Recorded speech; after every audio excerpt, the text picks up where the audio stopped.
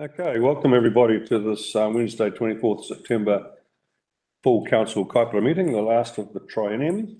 Just a little bit of order of business. We have valedictory speeches today from Erin Wilson-Collins and Councillor Mike Howard. And we're going to, just a minute please, we're going to move them forward so that we have them prior to the publicly excluded. Otherwise people will miss out on the opportunity to hear them if they go away because of the publicly excluded. So we've moved that to the end of, it'll be after item 5.3 of the agenda today, so that way everyone can participate in having a listen to those valedictory speeches. Okay, so we'll move into the agenda today, and we have an apology from One Medicine. I think he'd be the only one. I'll move that. Can I have a seconder, please? Councillor Howard, all those in favour, raise your hand, say aye. Aye. Motion carried, thank you.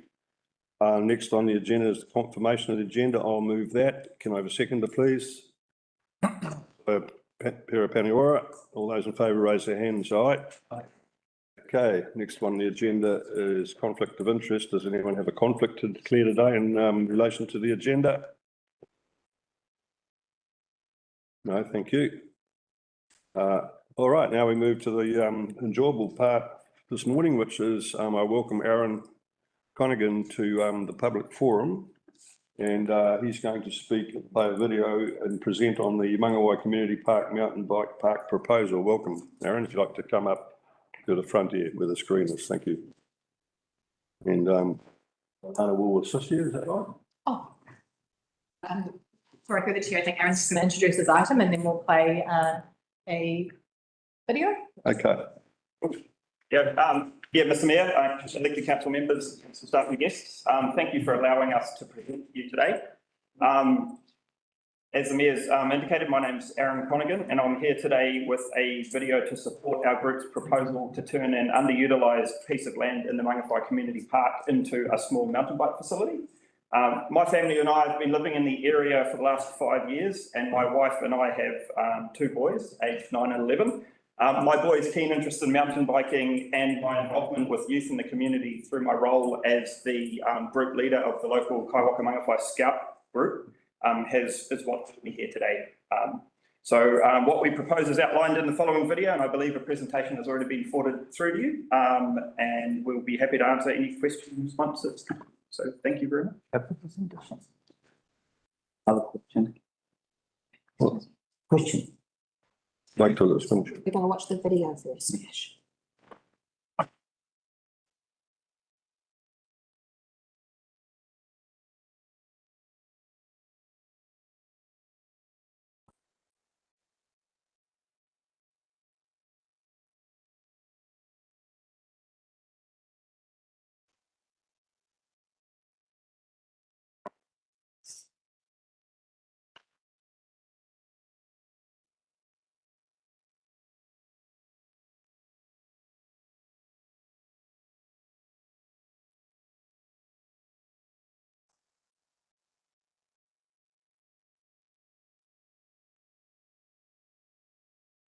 Oh.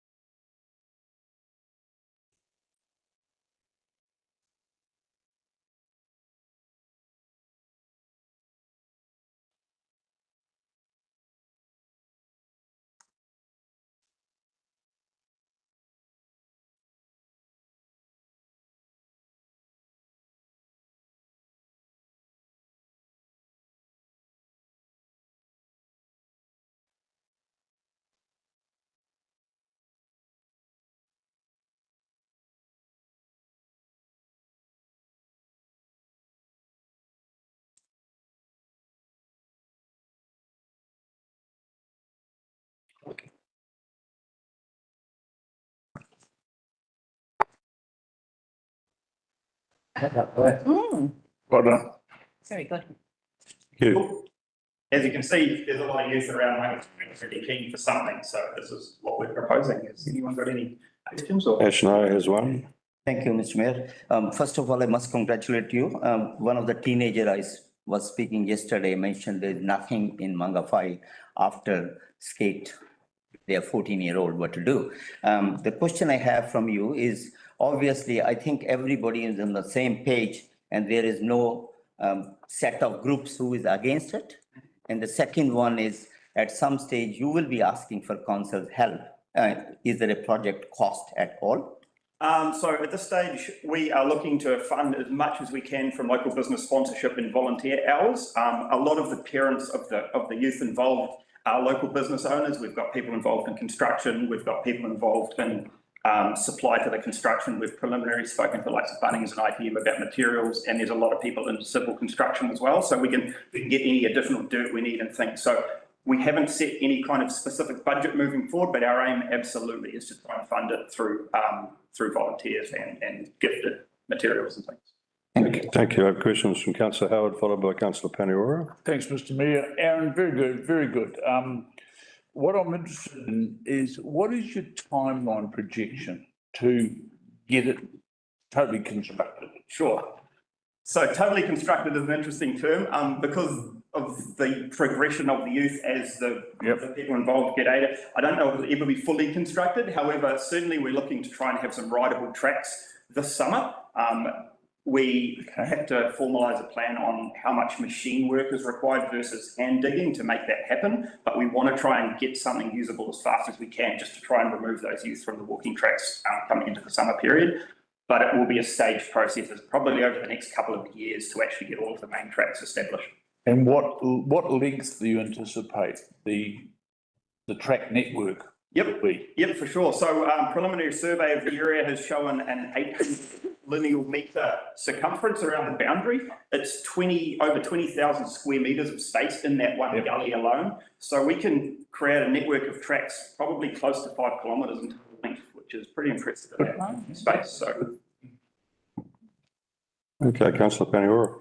Thank you. We don't have in our pay for anything around the contract for service that was mentioned Sure. in the video? So do you just want to elaborate on that? Yeah, absolutely, sure. That was probably a little bit of misguidance, I suppose, and we just didn't have time to remove it from the video in time. So we initially will be looking at a license to at a contract for service, yep. Because this initiative is youth driven, the likes of MAS and the ambulance station and things have a lot of adults, people involved in them. We want to try and keep this very youth driven. So we want to try and keep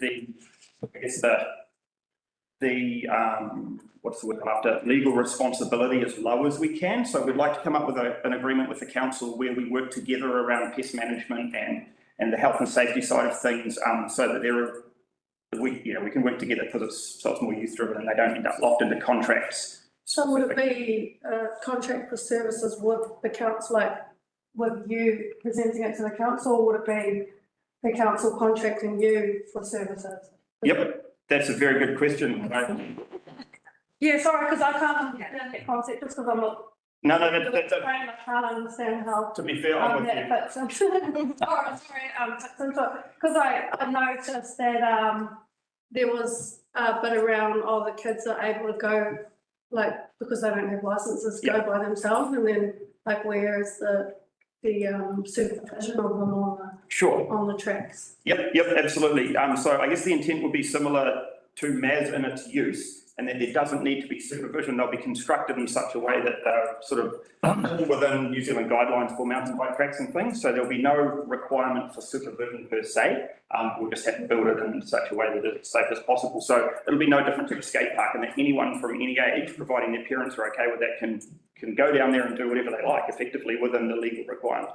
Because you know that most mountain bike tracks that are like that are sort of out away from the general build-up of community, so that by the time they're driven, there's like ordinarily, naturally supervision. I'm just a little bit worried about the kids being able to readily access that, like at a younger age. That's all. But anyway, that's down the track a bit. No, that's fine. We've considered that in regard to unplanned access. So as part of our proposal moving forward, we'll look to put some low impact fencing to stop sort of smaller children wandering unsupervised into that area.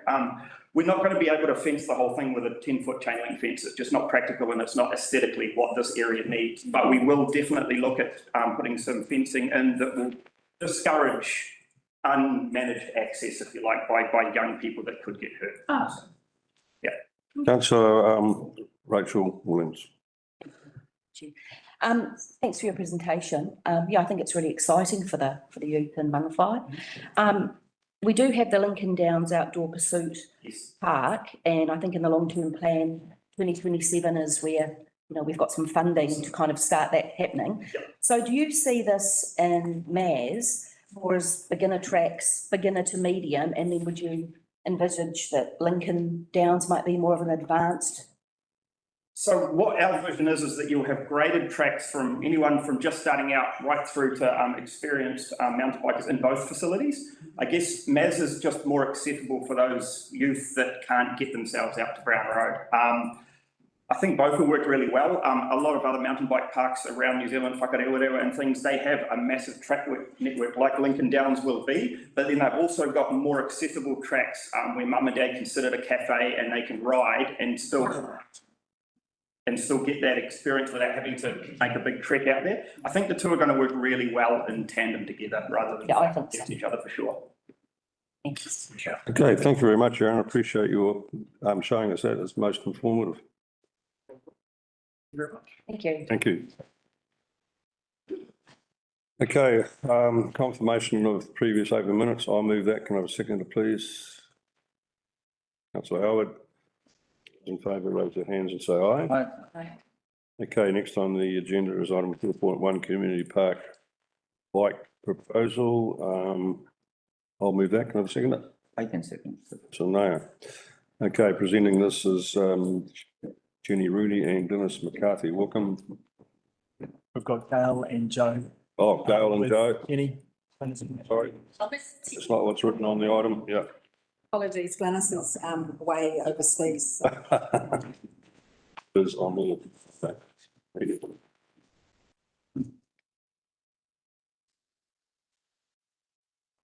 Kia ora,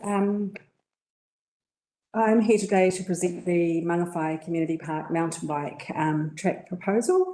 It's a hard act to follow, what Aaron has presented to you. So I take it that the report that I presented today is read. And if you have any questions, happy to answer them. I've also have Joe McFarlane from the Parks and Reserves team and Gail from the engagement team who have been really involved with the group and helping the young people come to understand the complexities and the necessary for this park to be built. We also had some questions. We had a question from... Just firstly, Joe and Gail, sorry I didn't introduce you. I had one set of names on the item and another one on here. So yeah, any questions? I did have some questions come through. Okay, written ones, right. There you go. Yeah, so some came through email, one from Councillor Vincent and one from Councillor Williams. So question was around the PCBU, which will stay with council. So this is not a MAS project. And I think Aaron says that as well. And the other question was, how does it fit with the master plan, with the Mangawhai Community Park master plan? There is a section in the master plan which identifies the need or the opportunity to develop mountain bike tracks, because we have been aware for some time that, as I've alerted in the report, there have been tracks being built in the back of the park. Want to be a visible place where we're able to manage and monitor them safely. So those were the only two questions. Councillor Howard. Mayor, Jenny, just following on exactly from that, can you just confirm that in fact since June 24 when we've asked, or June this year when we first last talked about what was happening with the kids and doing their own work in the park, all that has stopped, hasn't it, now, as everybody comes together with one focus? Yes. Good.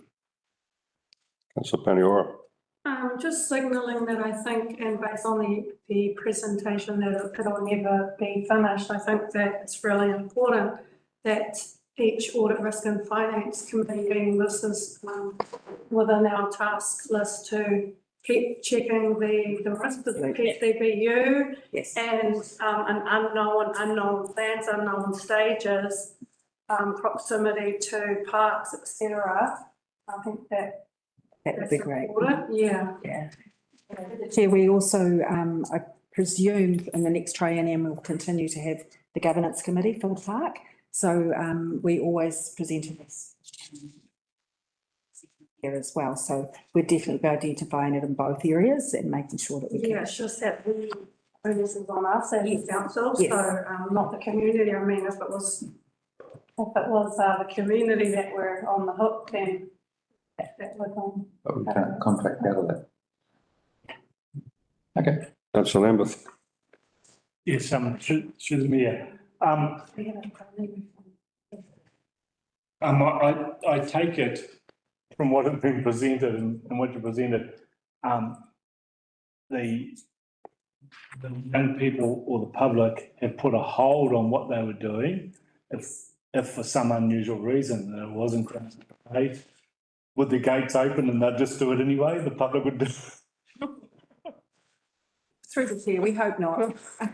Yeah. But this way we've got some control and Absolutely. we can monitor that if there is an unsafe jump there, we can. Absolutely. Right. Yes. Thank you. And I maybe just add in there as well, is for me, this is the bigger picture stuff. This is about us engaging with young people. To say, rather than being a punitive council and saying, listen, you're really creative, you're using your skills. Honestly, what these guys can do, it's a different language at times, but what they're doing is amazing. And it's so positive. They're out there in the community, out in the fresh air. So for us, this is the opportunity to go, come on board with us. And I think long term, that's the message we're giving to them here is come on board, we'll do this together and we'll make it safe and understand the role of council. The implications for it, I think, are far and wide. And I think it's a really positive thing for Brown Road, for Lincoln Downs, because to be honest, the Tracks Trust needs some new energy, some younger people. They'd be the first to see it. And again, this is the trigger, I think, to allow that to happen. Councillor Howard. And Mr. Mayor, just if I may add to that too, the other really good thing here is that we've got the enthusiasm from the kids, but we've got good supervision from a wide range of parents. Amazing. Yep. Okay, any further questions? Thank you, you can stand down. If I get the first statement here. Hey, look, I think this is a incredible and worthwhile enterprise for the park. Just makes you feel that that you are an old fossil when you know that there's not a lot of with the kids on the tennis courts because they've moved into different activities, and this is one of them, whether it's skateboarding, surfing, mountain biking, things have changed. Their focuses have become a little different in terms of those activities, so it's really good that we're catering for that in the community, and we've also got that occurring over in Dargaville too, so it's good to see. Thank you. Councillor Naya. Thank you, Mr. Mayor. Yeah, I'm on the same page in terms of things happening in Mangawhai, which is for people who are passing their teenage to the activities which actually are sporty. There's hardly anything worth the name for those people. And also in terms of Ken's comments, Ken mentioned that it'll be run on the basis as a community initiative, which was the founding principle of MAS. Aaron, as he mentioned, I'm very pleased that it'll be done that way, and the council will chip in to give all the help in terms of consent, and there will be a fair transition in terms of any cost to the ratepayers when we do. Thank you. All the best. Any other elected members, Councillor Paniora? Yeah, I just wanted to commend the community for this initiative, and I'm always all for getting our young people off their devices and back out into Taio and into nature. So thank you for that. Councillor Erin Wilson-Goddard. Thank you. Yeah, just to talk of what's been said, but I just wanted to acknowledge, I love that the Mangawhai personality of just getting it done is coming through in the youth. Because I just find that so cool. And I just want to thank the staff for being so creative and actually, yeah, you really said it, Gail, about rather than being punitive, working together with the community group and actually being able to achieve a great result.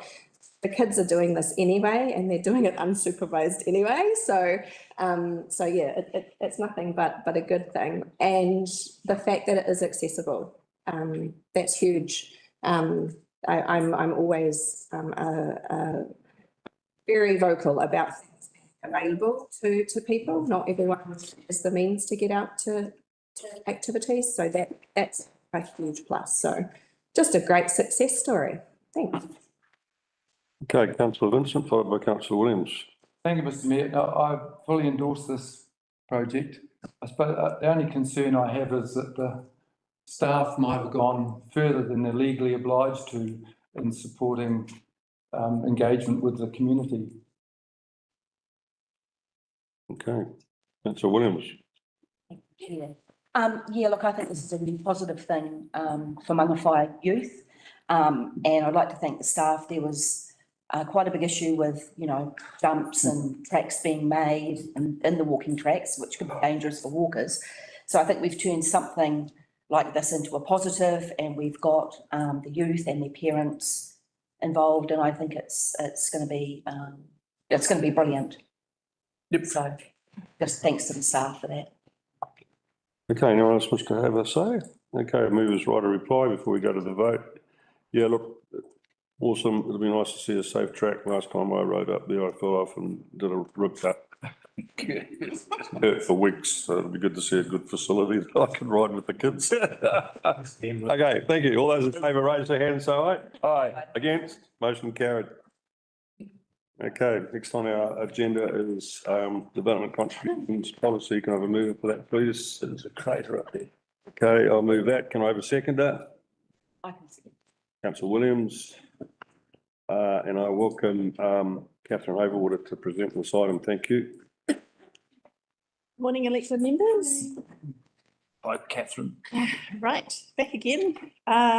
So today I'm just presenting the final development contributions policy for adoption. It's been through a big suite of public consultation twice, hearings and deliberations. So finally, I'm very pleased to bring this today, and obviously seeking approval of it. And yeah, effectively, I'll take the report if that's all right, Chair. Okay, any questions of Catherine, please? Yeah, Councillor Larson. Thank you, Your Worship. I found a couple of things which I had previously overlooked, and one of the points that was raised in the first round of deliberations was what area the community development contribution was going to be levied over. And the panel's position in the previous round was that we should ensure that we didn't have the western part of the district funding the eastern part. And there was going to be some analysis done on where that line might fall in terms of dividing where that occurred. Yeah. Now, on page 70, which is the, sorry, it'll be page 49 of the document. You've got a map. Oh, yes. It is roading east/eastern wards. Now, if you go to the actual table that sets out the development, Yeah. is table B4. Yep.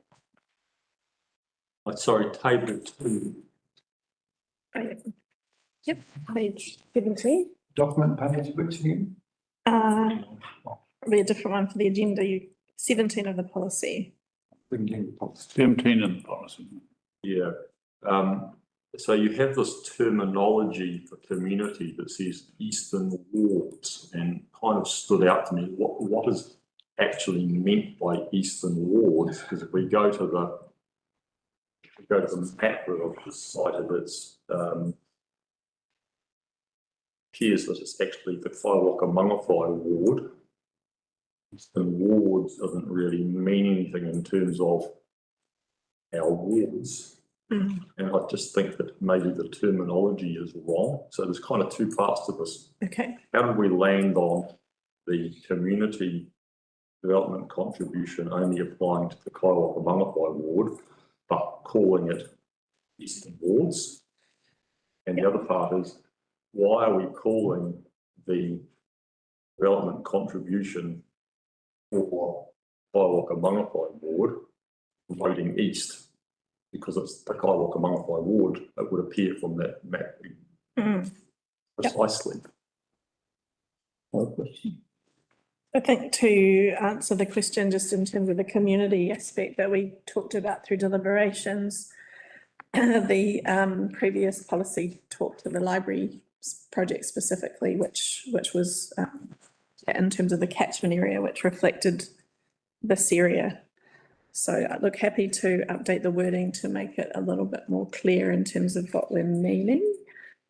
Well, just with regard to that, because when we had the first round of deliberations, the commentary that we got was that there had been some catchment analysis done for the Dargaville Library that was understood went about as far as Ruawai, I think, in terms of the user group. And we were going to have some analysis on what it might mean for the Eastern Library, but I don't know where that actually. Yeah, so the project that was in there previously was for the Mangawhai Library project, and it was really about funding that project from the users of that catchment. So that's where our analysis primarily focused, so that Mangawhai was paying for Mangawhai and Dargaville was paying for Dargaville assets, which there wasn't a specific library project for that in the community DC charge. So that's why we changed that to reflect this catchment only. you remember. Well, I remember from the deliberations that Yeah. it's been suggested to us, community development contribution be collected from across the entire district and only be allocated to the project at Mangawhai. That's why we said we'll do that, to only apply to that area that would. Yes, correct. Yeah. How did you land at the point where you went, well, the Mangawhai library used by the Mangawhai, Kaiwaka Mangawhai ward? Yes, I don't know. Haley, do you want to provide a bit of commentary around that? Because you helped exercise of looking at the library specifically Mangawhai. Specifically applied the same logic that we had for the Dargaville Library. We know that users of the Dargaville Library only come from the Dargaville surrounding areas based on our membership, and we applied that same rule to the Mangawhai Library. So we looked at the current membership and the current usage and applied that. Okay, so you did have some data that said that the people that use the Mangawhai one are basically. Correct. Yeah, oh, that's good. Yes. Yep. So is there provision, Mr. Chief Executive, in the recommendation, make typographical changes? Yes, there is. Yes, it was multiple call for voting and the community Kaiwaka Mangawhai ward catchment area. Yeah, through you, Mr. Mayor. So we do have, assuming you approve it, we do have the authority to make minor editorial changes, and I would expect that those changes would be in that category. Is a minor editorial change something that changes the substance altogether of the policy? Neither. So it's not typographical. It's not changing the substance of the policy. Not changing the substance. It's changing only the words that. So why have you spent 5 minutes talking about it? Because accuracy is important, and if people read it, they need to be able to understand it. Did we not? Excellent. Please, Chair. To serve the whole community, and we have councillors. Need to put your hand up. The next on our list to speak. Councillor Mayor. Comes from east. Please, you'll be first warning. Don't interrupt. Follow the process. Now, second person to want to ask a question is Councillor Nair. Thank you, Mr. Mayor. I won't get into east and west. I think this is the term you have been using consistently for 3 years. With that. But what my question is more related to this whole chart, which is mentioning expenditure already incurred and telling expenditure to be recovered from development contribution, which is a very small percentage of total expenditure. And you have expenditure to be recovered from other. So my question is more related to other means what? Would it be again the roading funds diverted to these, or would there be another issues? Yeah, so councillor Nair, that other usually means it's covered by other subsidies or other funding, for example. So other revenue streams that are not DC funded. So my question specifically is how much proportion is debt funded? Because that's a worry. The more we are gathering the debt, the more debt servicing. We haven't paid 1 cent, right, of $42 million. So I would like to know how much is going to be debt funded in this, if possible. Thank you. Okay. I'm not. Mr. Mayor, that question is not really relevant to the adoption of the policy, I'm afraid.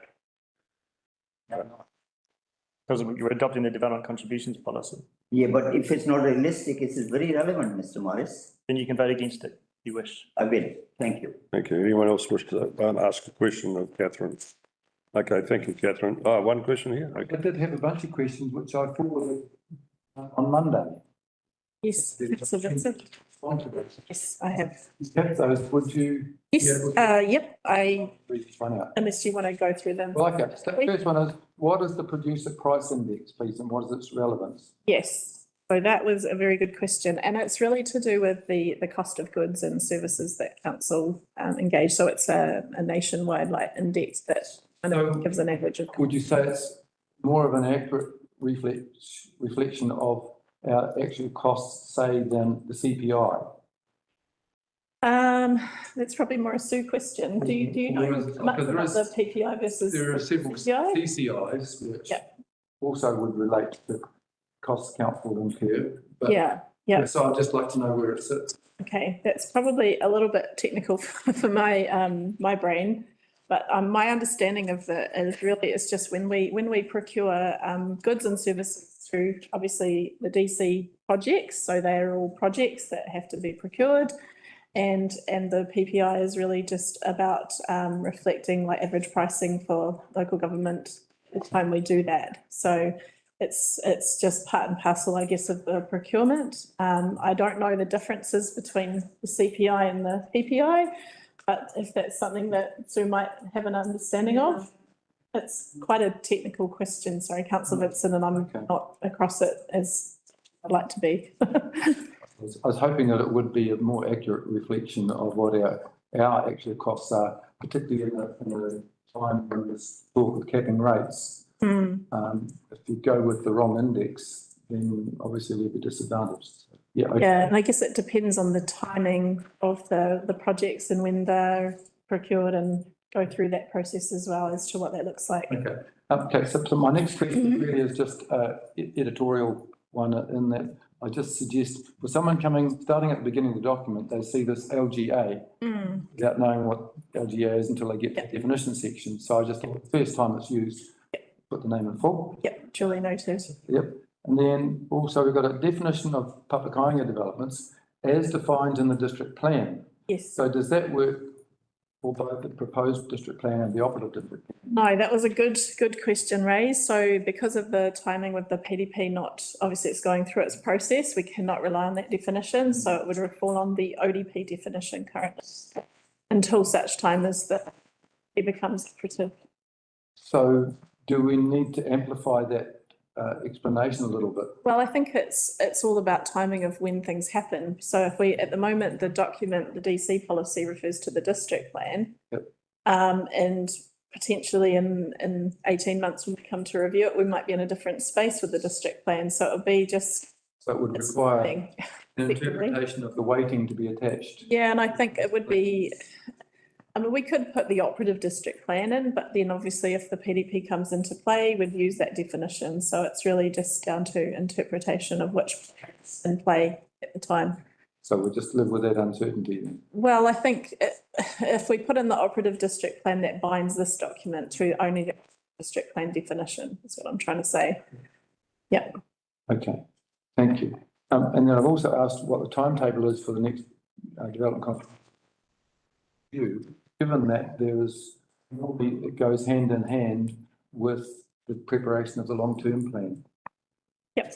So that is, unless council wants to do, an out-of-cycle review like we've done here, which could be triggered through an annual plan process, but generally it follows the LTP process. So we're looking at the next LTP, it would follow suit that this review will be done. And at that time, I think, leading into your final question about the CCO, we could be in space by then. So, and also there'll be updates on the development contribution levies at that time as well, which will feed into this. So it's a little bit crystal ball gazing at the moment, but we do know with certainty that we'd have to review this policy again following the LTP. Right. And just for the record, for someone who hasn't read my email. Yep, sure. So could you explain which will happen to our policy as we transition to the new CCO? So that's what you were saying, that we'll be going through a period of adjustment in effect. Yes, exactly. And we don't know what that looks like, but obviously all the policies that have implications for that CCO will have to be looked at as the CCO gets some momentum. But is the CCO going to have its development contributions policy? Are we going to have it and then hand the money on to it, or? Well, that might be better for the CE to answer, I think. Can I come in here? I believe government's going to impose the levies itself. So there's a big changes coming up. In the meantime, we have to cover what we're doing now. Okay, yeah. And my last question was, are we going to be able to capture minor dwellings if they end up being exempt from getting a building consent? Yes, so through the policy, we do capture connections. So if they do apply to council for a connection, for instance, to wastewater, then it would be captured through their connection. But they have their own on-site effluent disposal. Well, if they have their own on-site, then it will not be captured. But they will be adding to eroding costs. Potentially, yeah. I mean, I guess there's an issue around that, but if, yeah, building consent's the main trigger or connections, it's the only way through that new legislation to use the DC policy in conjunction with those activities. So would you think then that would be another argument against capping of rates? Because we're not going to be able to capture all the impacts of development through buildings that don't require consent. Yeah, look, I don't think I can probably comment on that, Chair. Thank you. Thank you, councillor Paniora, followed by councillor Naya. Thank you. Apologies, we haven't had a chance to really input in a meaningful way into this document, given that most of the Mangawhai councillors and just the one Wairoa councillor were part of the committee.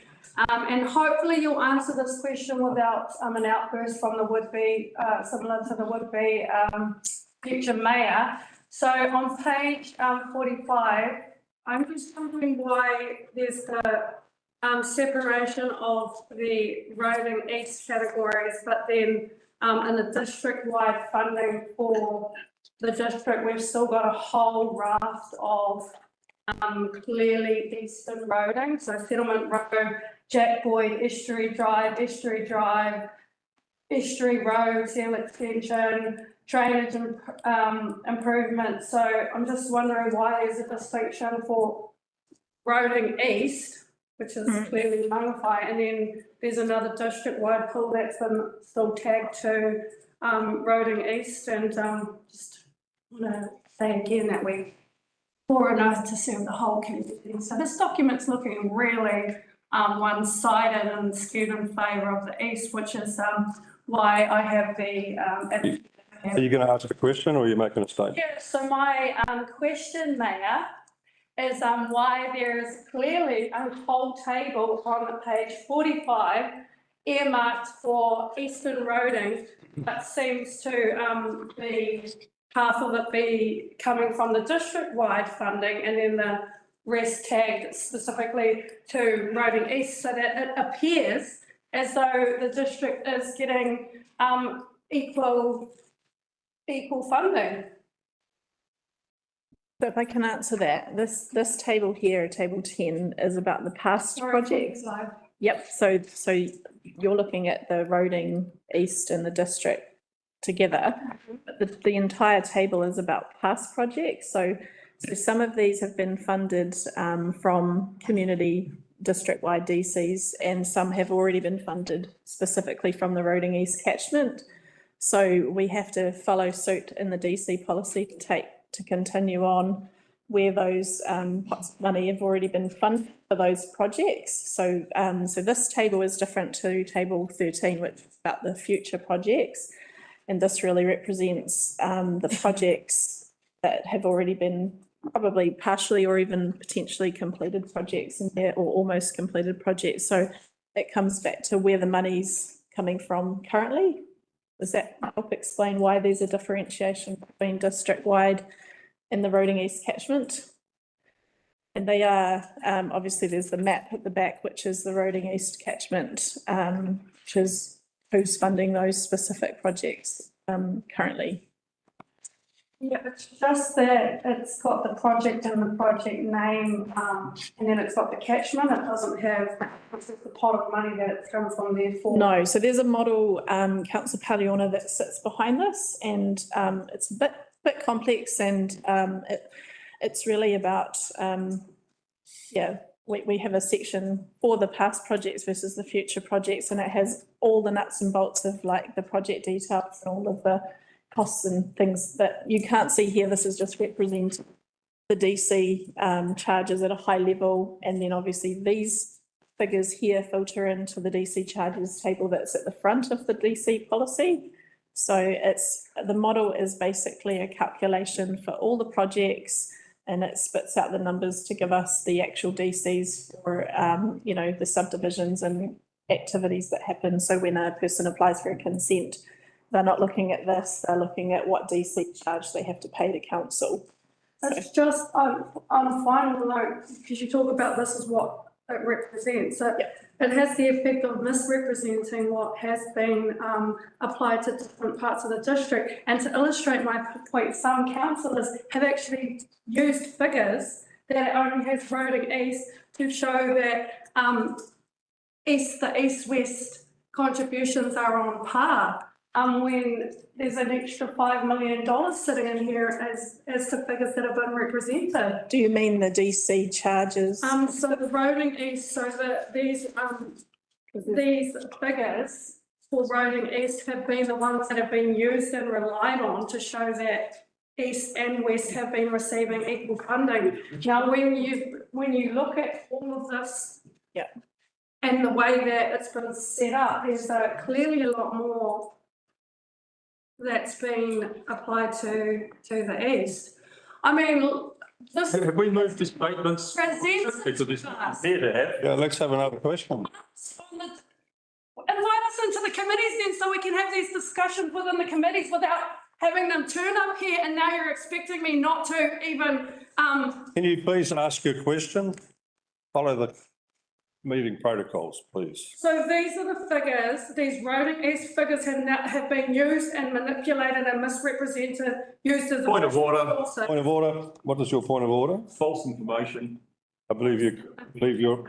Do you want me to? Believe. Example, I have it here. It's relevant. Thank you. I have the illustration here that I'm referring to. Do I have natural justice in that I'm able to? I have made a decision.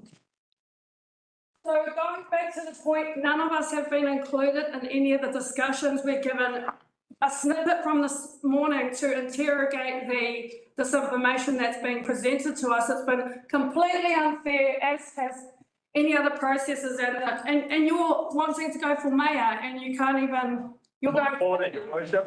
You're making another statement. Ask a question or desist from making statements that are incorrect, actually. I've actually proved my. You've had your can I just hold it? You've had your opportunity right through this process to make submissions, ask questions, instead of coming to a meeting and making statements that are actually incorrect. I came to one of the meetings and he. So can you ask? Allow me to ask your.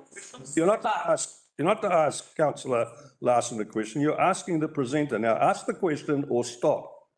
It's not a time for a statement. I will stop, but I'll correct you in that I did come to one of the committee meetings to ask a question and was refused a question by Councillor Larson. Ask your question, please, Councillor Paniora, instead of using this platform to make statements, please. Ask the question. She's already told you shouldn't have any further questions. That's good, thank you. Next question from Councillor Nair. Thank you, Mr. Mayor. I won't be long. My question is more related to the collection of DCs, development contribution. I did come to one of them.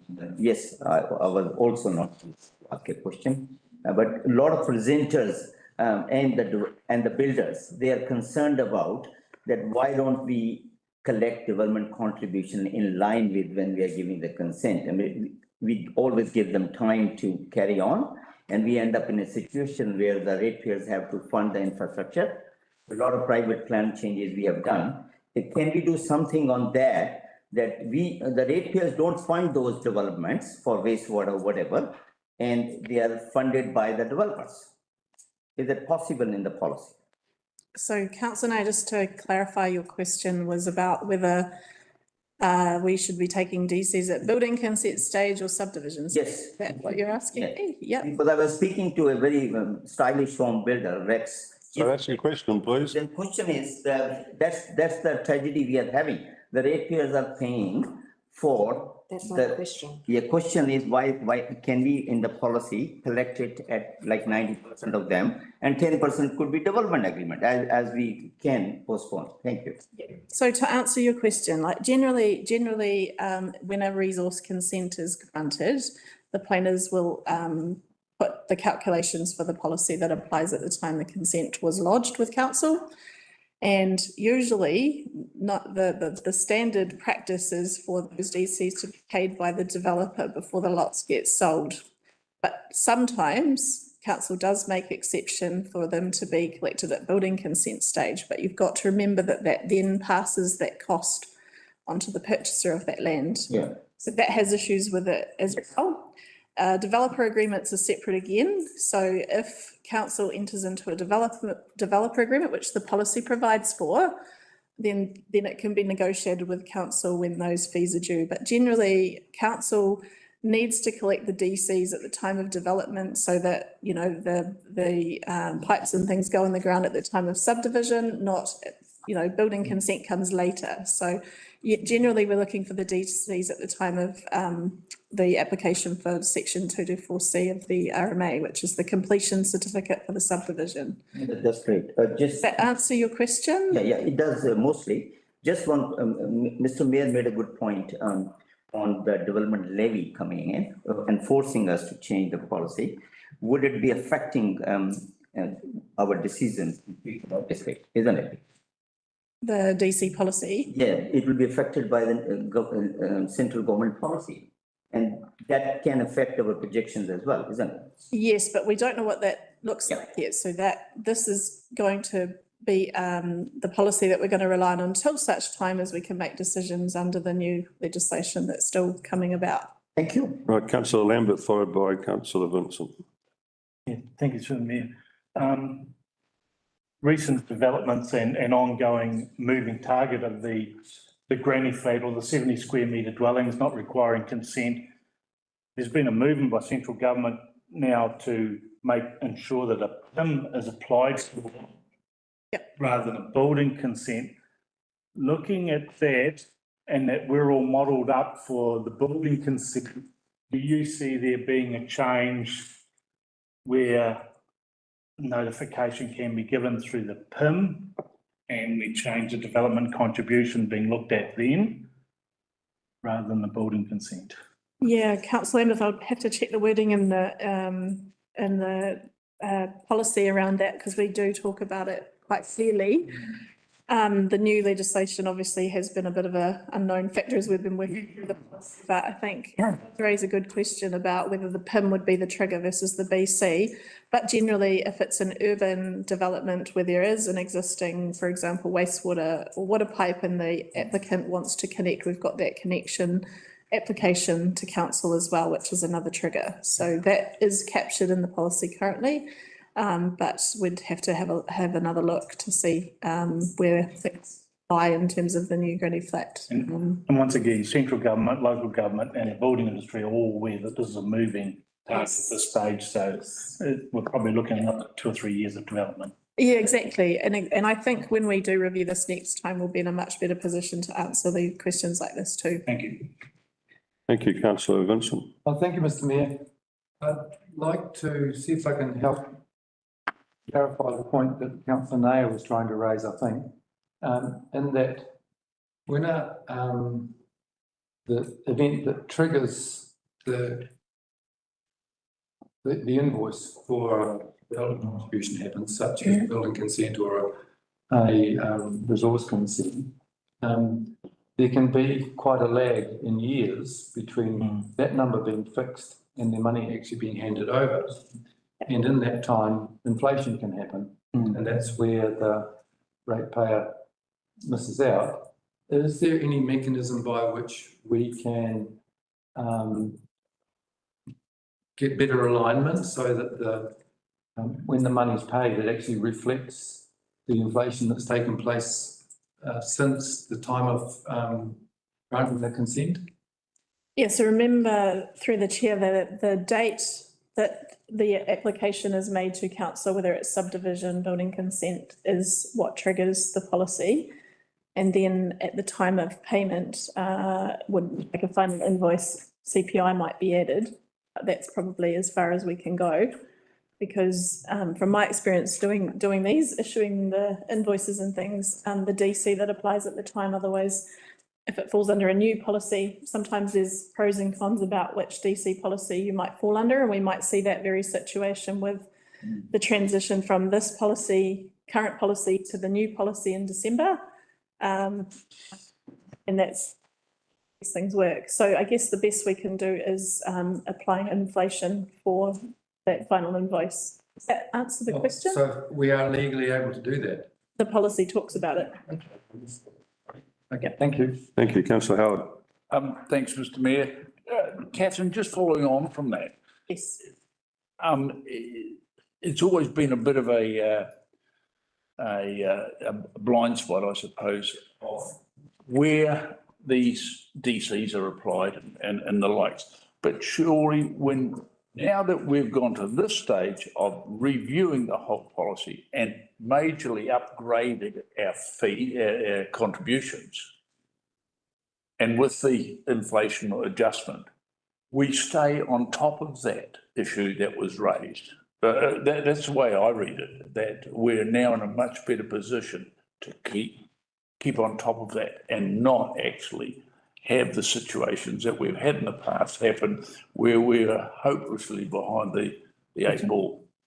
Yeah, I think. That's a question. I just wanted a clarification on that. I think to clarify that, yeah, I think the work that's gone into the policy has really made sure that we've captured the projects and the project costs accurately, which gives us a better representation as we had perhaps previously been under collecting. So this means that we're more accurately collecting. The issues about inflation obviously will always be an issue no matter what policy you have in play. But I think this does a better job of collecting what we need for Kaipara across the board. So long as we don't have deflation. So Catherine, the question I'd like to ask, I think I know the answer to the question, is this makes it possible and much easier to review every 3 years if we don't get any government interference, and we have to keep on top of those inflationary pressures and keep up with altering it, right? Yes, correct. So part of the work that we'll be doing behind the scenes is making sure the model that fits into this is used by staff to update those projects, so that we simply just have to update the model and reflect the numbers. If the policy is working well, and obviously we'll be monitoring and making sure it is performing well. This is a new policy document, so the wording has changed. That will also be a good thing to look at again in that time to see what's working well and what's not. So yeah, I think it's gearing us up well. Thank you. I think that's all we need for questions. You can stand down. Thank you. I'll make a statement here. Look, it's really satisfying to see that this has come to us today. I think it's been through 2 rounds of consultation. Is that correct, CE Maris? That's correct. Yeah. I'm not thinking of any other policy. And I think that, contrary to what people might think, I think it's had a lot of input. And I think also it's really important. It's become one of the issues in our district that we do identify where contributions need to be gathered and where they need to be spent, because it comes down to fairness. Okay, Councillor Williams. Thank you. Yeah, look, this was one of the first things I asked for at the beginning of the triennium, was a review on the development contributions policy. It hadn't been done for quite a while, and it's really important that we now have a policy and its growth pays for growth, so that it's not all falling on the ratepayers. It's been through 2 rounds of robust consultations. I'm pleased to see an update of the projects in this document. So I fully support it, and I'm pleased that we've got to this point at the end of our training. Thank you, Councillor Williams. Anyone else wishes to make a statement? Councillor Nair, followed by Councillor Larson. Thank you, Mr. Mayor. As my fellow councillors have mentioned, that we have not been actually part of the process, the hearing panels. We were not allowed to ask the But point of order, Your Worship, misrepresentation. It is misrepresentation. You've had all the opportunities to be involved, like everybody else from our community. So that's uphill. Thank you, Councillor Larson. I'll continue. I think my time will start again because it was disrupted. Thank you. All I'm trying to say is there's lots happening with the development contribution, developmental levy, and central government actually trying to make amends in a broken local government system. And we should not be part of this process, taking decisions at this stage and causing grief to our already aggrieved ratepayers, which are suffering because of the policies which we are propagated are not in line with actual practice. The development contributions which are collected are a minuscule portion of the total developments. what I hear from other people, like the developers, is we have to look at a policy whereby we actually collect what we propose to collect and the ratepayers don't suffer, especially with local water done well, which is looking at 150 million commitment from us, which means your rates will double every 4 years. So that's I point of order, what presentation? That's misrepresentation, I agree. Figures at 4% interest. I think you're trying to stop my voice and I'm not stopping. Again, the time can start again, maybe. Oh, thank you. Hang on, I'm the chair here. Yes. You can be quiet while I deliberate. Now, it is misrepresentation what you're saying. No, I agree with councillor Larson that you're making misrepresentation. I'm not making, sir, anything. If that's what you think, I'll leave that conversation at that. But all I'm trying to say in too many words is that local water done well is going to be debt trap, which means all this money funded. Point of order again, this is irrelevant to what we're discussing here, councillor Mayor. This is discussing development contributions, not local water's done well. No, it's the same thing we're talking about. No, we're not. We are not collecting, and all I'm trying to say, not too many words, is that ratepayers are suffering because the policy is not in practice. It's a very minuscule portion of our development contribution, funding and infrastructure, which should be funding by the developers. So I would say no to it. Thank you. Thank you, councillor. Could I just clarify, Mr. Mayor, who seconded this motion? Councillor Williams. Really good. Thank you. Councillor Larson. You've been noting it. I didn't do that. Thank you. Thank you, Your Worship. Are you videoing me, are you, councillor? Open meeting, am I not allowed to? No, not without the permission of the chair. You can stop. Thank you. Councillor Larson, carry on.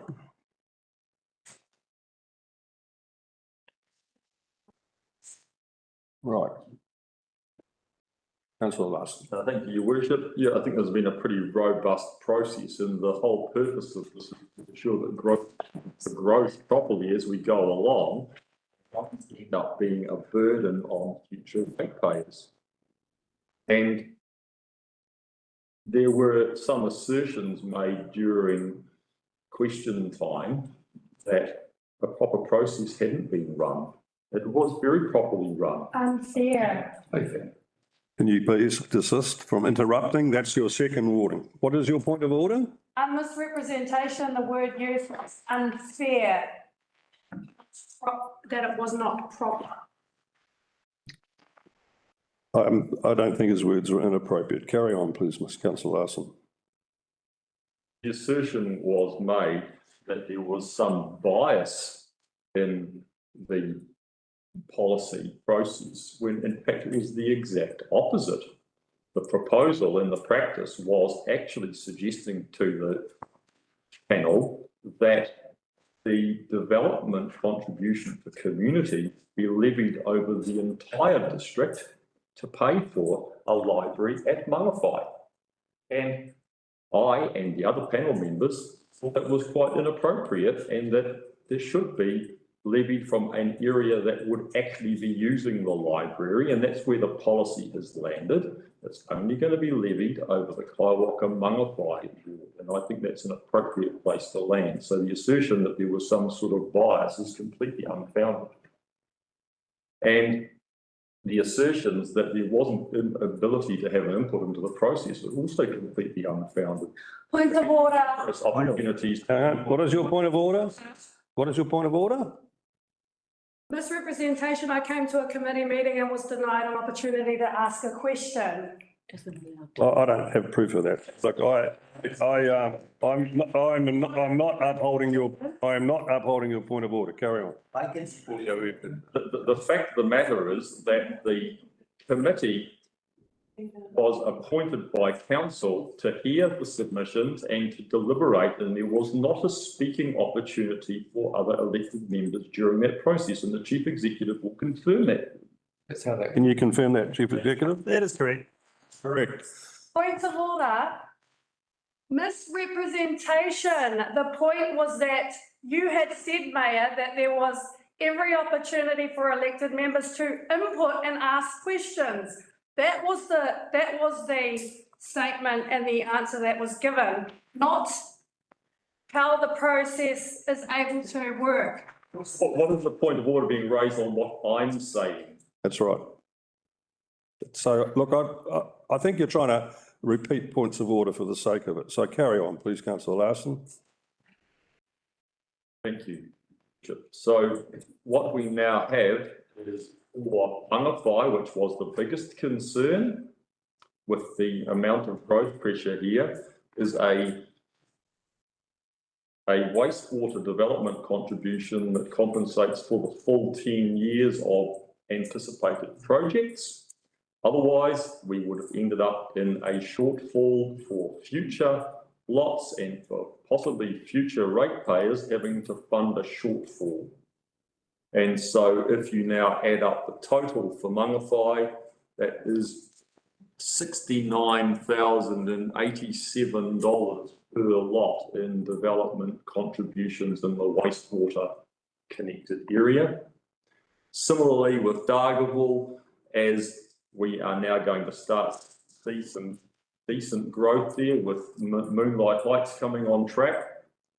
We have those figures also lined up, certainly less growth, so less revenue coming in from that, but still a total of $25,067 per lot. So I think we've straightened out a policy which hadn't been properly reviewed for a considerable amount of time, but now moving forward, we will have growth funding properly, and I'm satisfied that it's been a robust process. Thank you. Thank you. Okay, anyone else? All right, I'm going to go to the mover's right of reply. I think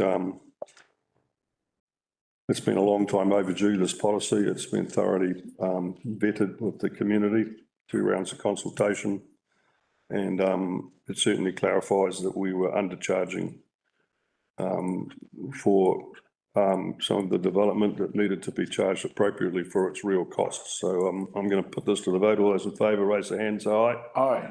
Those against, motion carried. Thank you. Okay, next on our agenda is Kaipara District Council Engineering Standards Review. Approval of the recommendation from the Working Party to be presented by Lloyd Barton. I'll move that. Can I have a seconder, please? So Howard.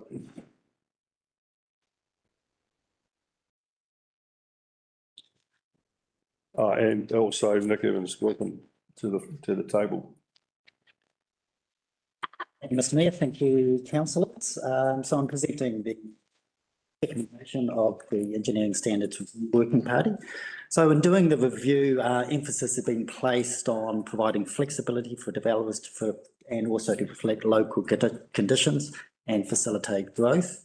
The Working Party has also looked at more modern and well-tested standards that may be able to be modified to local conditions rather than starting from scratch. The recommendation of the Working Party is a hybrid approach, and that is a standard which adopts the transportation section of the Regional Infrastructure Technical Specifications, and that's used by a consortium of Waikato councils currently and for a good number of years, alongside with modifications to the Whangarei District Council standard for the Three Waters component. This best of both worlds approach leverages the well-structured and simple to follow guidance and diagrams of RITs in respect to transportation, while providing consistency with our neighbours to the north with respect to the Three Waters as we go into the CCO. Modifications to both documents will be made to suit conditions. If the recommendation is agreed to, it would allow council officers to continue to draft the hybrid standard, the draft going to council early in the new year prior to further stakeholder consultation, with hopefully final approval in Q2 of next year.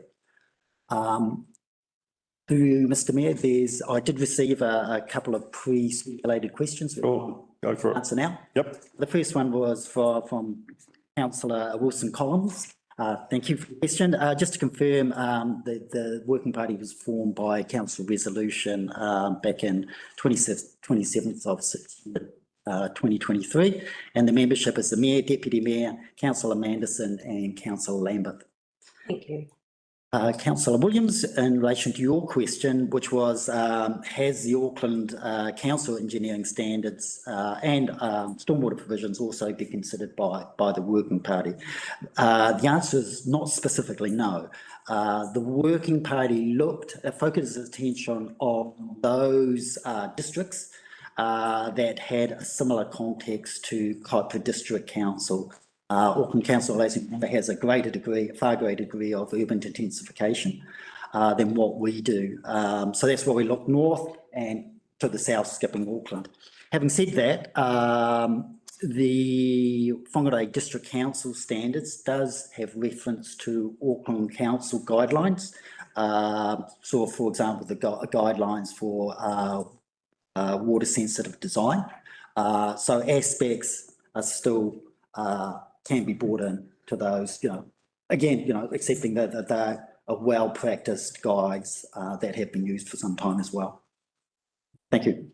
Thank you, Councillor Vincent. Oh, thank you, Mr. Mayor. I know would be helpful for me if you could explain, the options where we adopt the engineering standards by reference, or do we have a mechanism which enables us to amend and update our engineering standards without having to go through a plan change? Yeah, thank you for the question. The issue was looked at by the review working party, and their preference was to identify in the district plan, as it relates to the district plan or the new proposed district plan, identify the standard, the new standard, as a solution, as compliance using that method.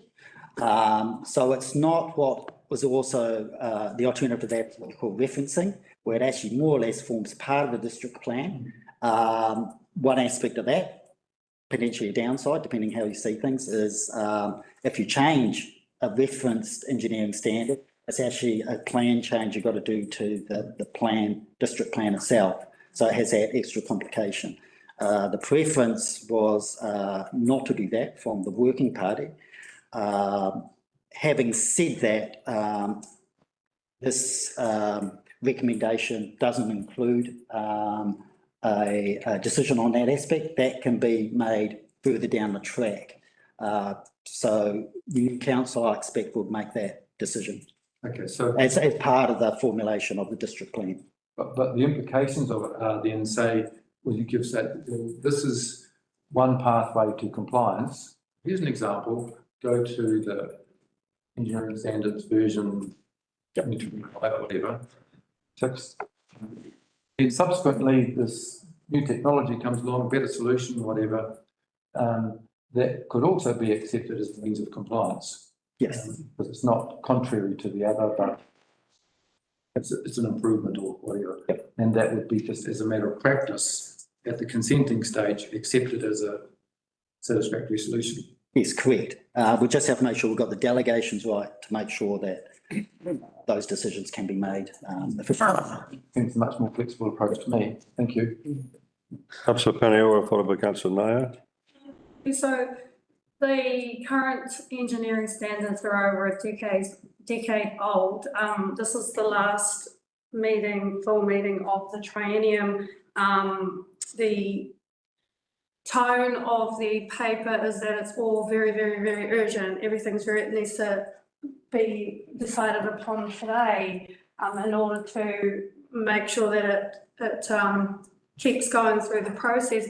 So, but in the paper, it doesn't really allude to what if the new council comes in and doesn't actually want part of the process that's being followed? Are we not being counterproductive in that we're saying we need to do this quickly in order to get it over the line? But in fact, we may be wasting money and resources for the better part of 8 weeks. Yep.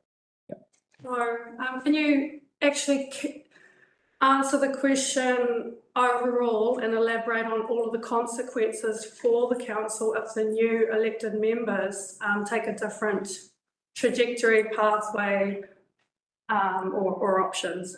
Sure. Look, acknowledge that that is a risk. The new council may come in, and when we present the draft based on the hybrid, they may potentially kick it for touch. I don't know. Like this council did, right? Quick plan. Weighing that risk up with the potential benefits of proceeding, look, this work was started in 2023, so it has been quite some time to get to this point. And the standards, you know, as you pointed out, date back to 2011, so they're old. My recommendation is that we keep moving ahead, acknowledge that risk, but we keep moving ahead. And it was also, the benefit is it keeps us in line with the progress of the proposed district plan. I think that there is a risk, and I might ask Michael to comment further. There is a risk in terms of getting too far behind if we have to go back to square one. Would you be able to comment, Michael, on that in relation to the proposed district plan and keeping the two working together? Just to the extent that I'm wanting to you to answer it on the basis that the new council takes a different direction or forces it or not, that it's not happy with it. I come up. If I just touch on points that Lloyd's made, is that the current engineering standards are 15 years old currently. They are well and truly due a review, and so this review has been underway for several years now, and I do support carrying on review. Sorry, that wasn't my question, but that's all right. The question was around a new council taking a different approach. I can't guess the crystal ball. I don't know what. No, just like what the risks and implications of that scenario would be. Don't need any crystal for me. So I can help with that. Come on. It's everyone doing the five. But the options should always be weighed up at any decision that we make. We should always have the forum, the gates, the pros and the cons, the risks and the. So knowing the risks, council have obviously put our own submission on the proposed district plan, which left the door open for councils to make a decision either which way. At the moment, the engineering standards from 2011 are referenced for PDP until such time as a new decision is made by council. What Lloyd was alluding to is the timetable for our hearings may dictate if council hasn't made a decision that we still have to run with what we have at the moment. So there is a bit of time pressure for the new council to make a decision to move forward so that we can make sure that through the new district plan we either decouple, which is take them out of the plan, or that we have some kind of reference and whatever the decision is made is reflected in the plan. So that has to happen before the hearing on the engineering standards, which will implicate the transportation chapters, infrastructure chapters, and any other chapters like parking standards, etc. So there's quite a few things that may come from that. So hopefully that answers your question. Yeah, I'm just acutely aware of not wanting to tie the hands of the new councillors as our hands were tied when we came into this. Thank you. Okay, councillor Naya. Thank you, Mr. Mayor. Yeah, I had a similar concern as expressed already. I won't go in the details. I'm more concerned about we are not even looking at the option of someone who is having a considerable population, just like Auckland Council will have better engineering standards. And we are just trying to decide something in the last meeting of the Trinium by the working party to push through it. My question is related to what's the urgency now? I actually just said that. Haven't you just been told? No. The reason I'm saying is because a lot of decisions we have done on private plan changes just to subvert the process of the central government. So the central government may give you an engineering standard for the local government as the basis. So that base process, are we subverting the basic principles of engineering standards? Yeah. So just to recap, in terms of timeframes and why the recommendation is to proceed on the basis put forward is firstly, the old standards are not fit for purpose anymore. They're 2011. Secondly, there is a linkage to work in tandem with the progress of the proposed district plan, and you heard from Catherine about that. And I guess thirdly, in terms of you referred to, again, more central government reform, and that is a possibility. The issue is we don't know. We don't know what that outcome will be. It's a bit like the DC policy. We don't know what central government's intervention is going to be, and we don't know exactly when. So I think the council is left with the choice that it could just defer things and wait what happens, but maybe it's about, this council making its own progress and pushing forward, despite those, but also acknowledging the risks. There are the risks. Thank you. Okay, anyone else like to ask a question? Thank you, staff. Yeah, look, I think there's some good discussion there and clarification. I think the key thing is that the engineering standards were out of date and not relevant for some of the things that are going on with modern construction, subdivision, roading, you name it. There's a lot of things that change in the course of, what's that, 24 years. So yeah, things move on in terms of technology particularly. Councillor Howard, second statement. Thank you, Mr. Mayor. There's probably a little bit of double up there, but I think the big factor is that it's, as has been said already, it is not fit for purpose, the current status. Going back to 2011, this is another example of this council getting on and getting things done that aren't necessarily on the surface nice and sexy. These are absolute necessities to progress being made, good progress being made. Yes, we acknowledge potential risk, but on the basis that the panel and staff have been in close accord with this, I think that that risk is worthwhile taking. It is up to them to pitch the whole process to the next one. And I think that it is incumbent and quite right that this council gets to approve, hopefully, process the new standards in their term, given that they started it and they've worked through all the issues. So well done, everybody, and I applaud you. Thank you. Any other elected members wish to speak? Councillor Dyer, followed by Councillor Vincent. Thank you, Mr. Mayor.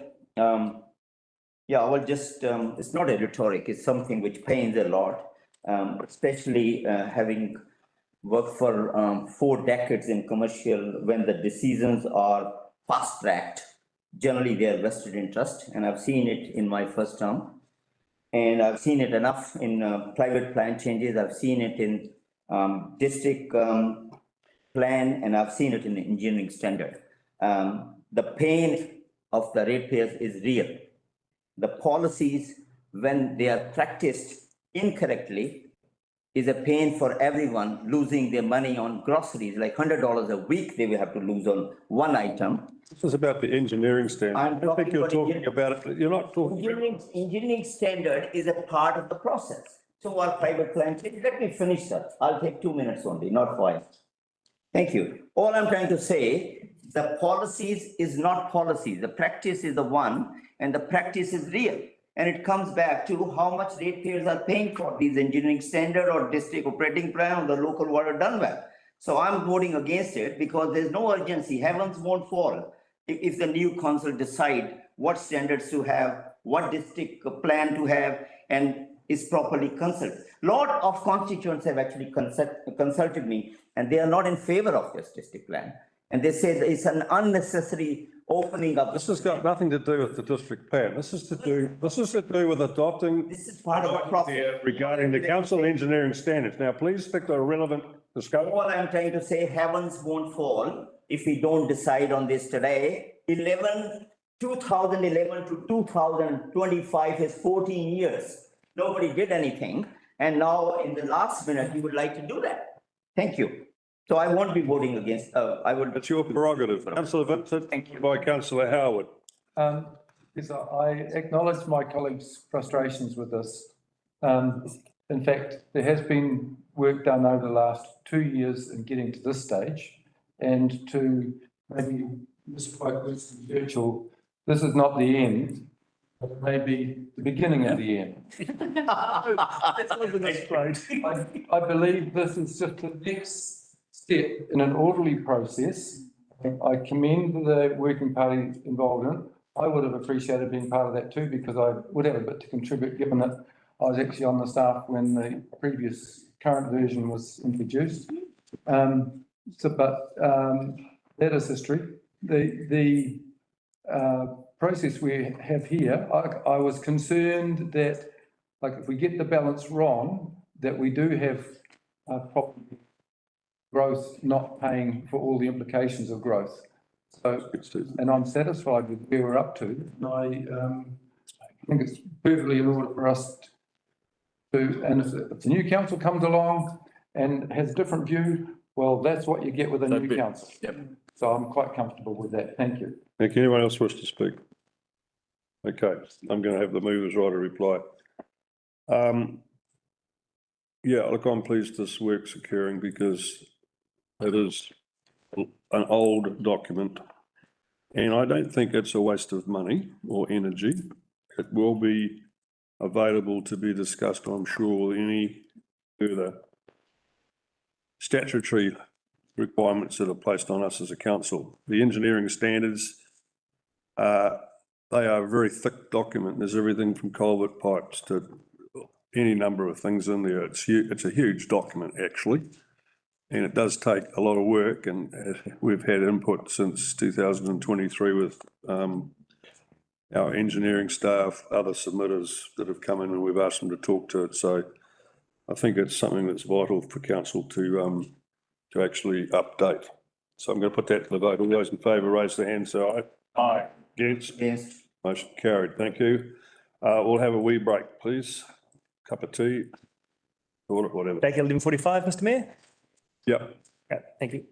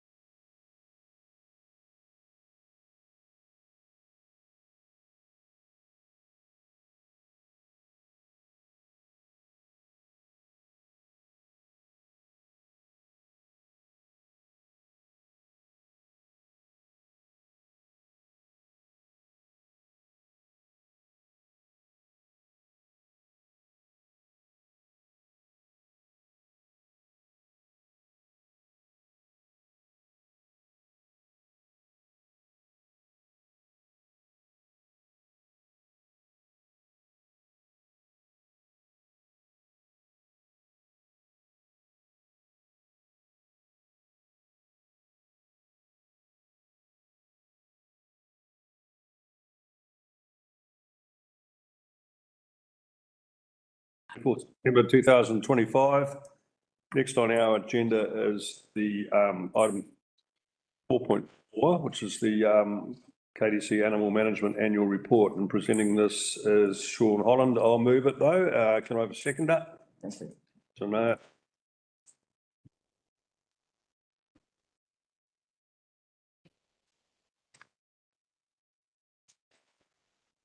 Kia ora Mayor and kia ora councillors. So the Kaipara District Council, as a tutorial authority, is required to manage and enforce provisions pursuant to the Dog Control Act 1996. Section 10A of the Act requires the council to report annually to the Secretary of the local government on its dog control policies and practices. This report fully fulfills that statutory requirement, provides an update to all stakeholders, the community, on the progress and performance of Kaipara District Council's management team for the dog registration year 1st of July 2024 to the 30th of June 2025. Have you guys all read the report? Okay, I suppose last time I was here, we talked about how animal control wasn't on track. Talked about the need to move from reactive to proactive animal control, which meant reactive is still important. It's customer-led, so customers complaining about dog behaviour, the officers meeting the KPIs and dealing with the problem. And we've met our KPIs in regards to that, obviously 95%, which is great. But moving to a proactive enforcement, which is more officer-led, focused on risk, and especially the indicator risks like wandering dogs and things like that. So obviously the officers, despite some of the challenges, we've had some recruitment issues and workload pressures. We had a serious dog attack in early 2025. It was hard for the team to deal with and to work through, but we did. But despite that, we've been committed to the change of moving from reactive to proactive animal management.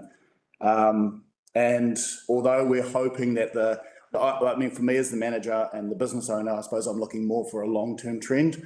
I want to see over the next 5 years where animal control goes. I think the early results are promising. So we've seen a drop of wandering dogs from 767 last year to 265, which is a 65% drop wandering complaints, which is great. And as I said before, when I talked last year, obviously wandering dogs and dog attacks are linked. So dogs having the opportunity to attack is obviously being not controlled and not confined. And we've seen that dog attacks have dropped by 20% to 38 from 67 last year. Another focus of the team was around known dogs.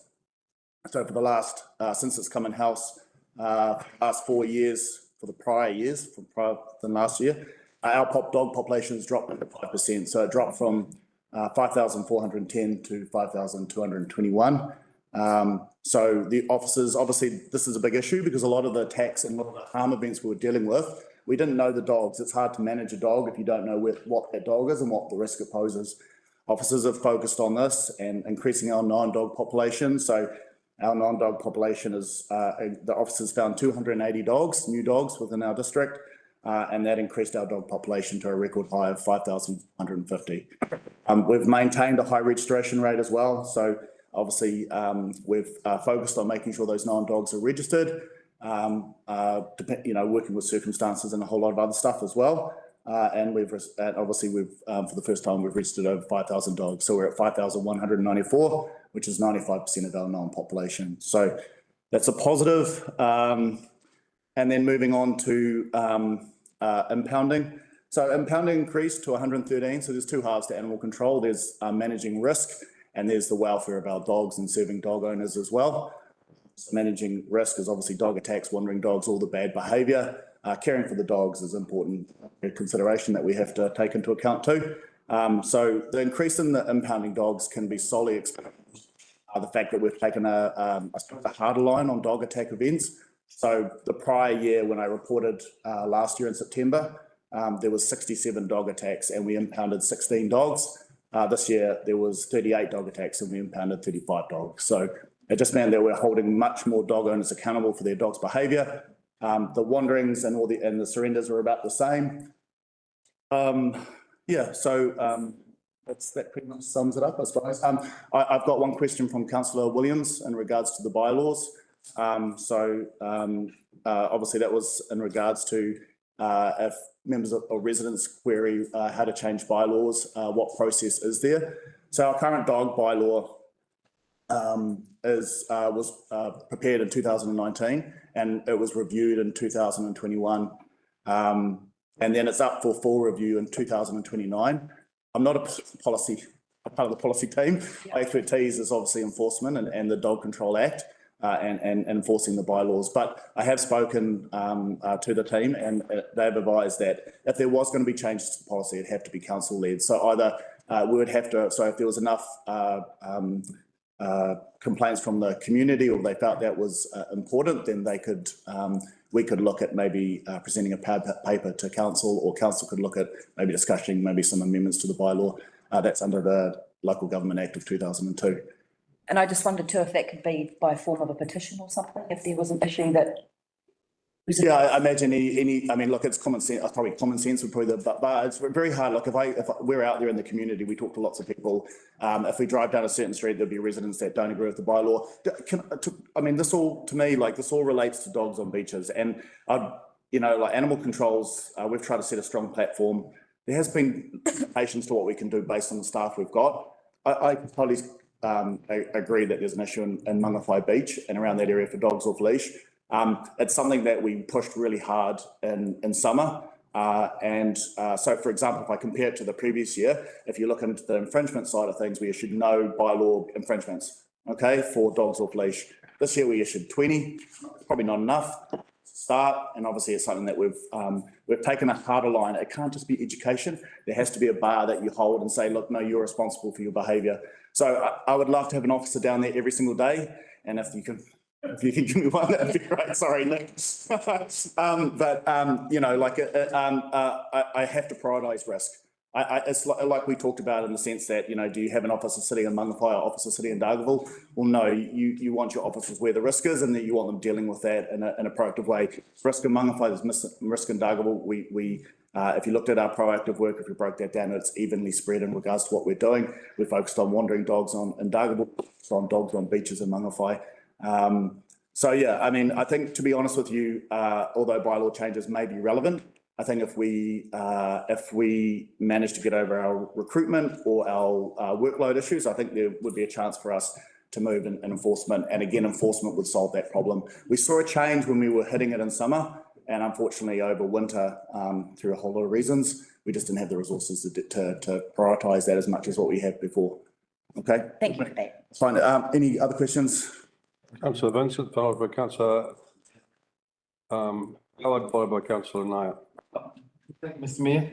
Yeah, Sean, could you explain these known dogs that are not registered? Yeah, of course. Yeah, so there's two parts to dog registration.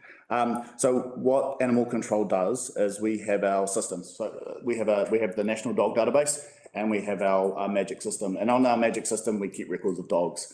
Some of those dogs are unregistered, some of those dogs are registered, but they're known to us. And if they're known to us, as I said, we can, within the law, again, we've got to respect people's privacies and the rights to own a dog, and they've got rights under the DCA too. That's very, very important. But it allows us, if we highlight risk or if there's a behaviour that we can manage, so the officers are aware of the dog, they know the behaviour and they can manage it. So known dog doesn't need to be registered. It just needs to be known to council. It needs to be in our system. Whereas a registered dog is a dog that's registered in our system. So there's a prerequisite in the Dog Control Act that a dog should be registered every year, and if it isn't, then there's an infringible offence. But does it mean then that those known dogs would have been registered at some time for you to know about them? No, not necessarily. Every time we come across a dog owner, first thing we'll do is probably the same as what every other enforcement agent does. Take their full name and the dog details. By law, we can do that. When we say full details, their full name, their date of birth, the address the dog resides at, and that would be entered into our system. And then, as I said, we would work with that owner to get them compliant with the DCA. There's a whole lot of challenges for some people. It might be financial, it might be they don't believe in the law, and it's our job to educate and to work with them. And that's what we was try and do first. I mean, you can see our infringements are down this year quite significantly, and we chose to work with education where we can. I think people are hurting financially. So, as I said, we try not to blanket infringe. We try to look at individual circumstances. And saying that, our enforcement infringements were higher. So our infringements around non-registration were lower. Our infringements around failing to control and confine or breaches of the law were higher. Okay, thank you for that. Right. Councillor Howard. No, I'll pass there because Sean, Councillor Vincent asked a question and you've elaborated there, so it's good. Thank you, Councillor Naya. Thank you, Mr. Mayor. Sean, good job, as I hear from people. I have a question. Basically, I mean, you are in a situation on the ground. So you meet dog lovers, dog haters, and neutral, all kind of people, and they have their own wish list. So is it, that's the first question. So in terms of your experience, would you be coming to us with some plan for a people-free, like dogs are unleashed in that area, and people have a different area for children and say on the beach, as you mentioned? And would you also be propagating for any amount of money you require? Because it's a common problem in terms of where you store or keep those dogs and what happened to them. That's my second. So just a wish list, because every dog has its day. Yeah. My wish list is to build a strong foundation for Kaipara Council, is where I live, so that we can have a animal control that can serve our community. That's my number one. It's not easy. It's not easy to build. You know, I mean, we've all, you know, I mean, you guys are all experienced and stuff. This job's a tough job. You're expecting a member of your employee to go out there to a potentially difficult situation and do something that's not easy, that involves a lot of emotion. And then they've got to write a investigation up that needs to be at a police level, at a court level, to prosecute or to work that through. It's, you know, you need a certain type of person that's passionate about what they're doing. I'm doing the best I can to build a strong foundation for Kaipara, so that it doesn't just depend on me and it doesn't just depend on a few staff that we have. I want something that goes past. That's my number one wish. So to do that, I think we just have to be, I mean, we can't have endless staff. Far North have had a lot of staff in regards to, I don't think that necessarily fixes the problem. I think it's just focusing our resources on providing a good animal control, focusing on that risk. Looking after our staff too, though, like, you know, we cover 24 hours a day, 7 days a week, 365 days a year. When everyone else is having Christmas break, we're working, right? Because dog attacks don't stop. So how do we address that and protect our staff to make sure they're getting a break and looking after them too? So, yeah, I mean, yeah, I think my only wish list would be long-term, we look at a kennels, some facility that, you know, but that's got to be paid for, right? I've got to scrub my own face. So somehow I've got to, yeah.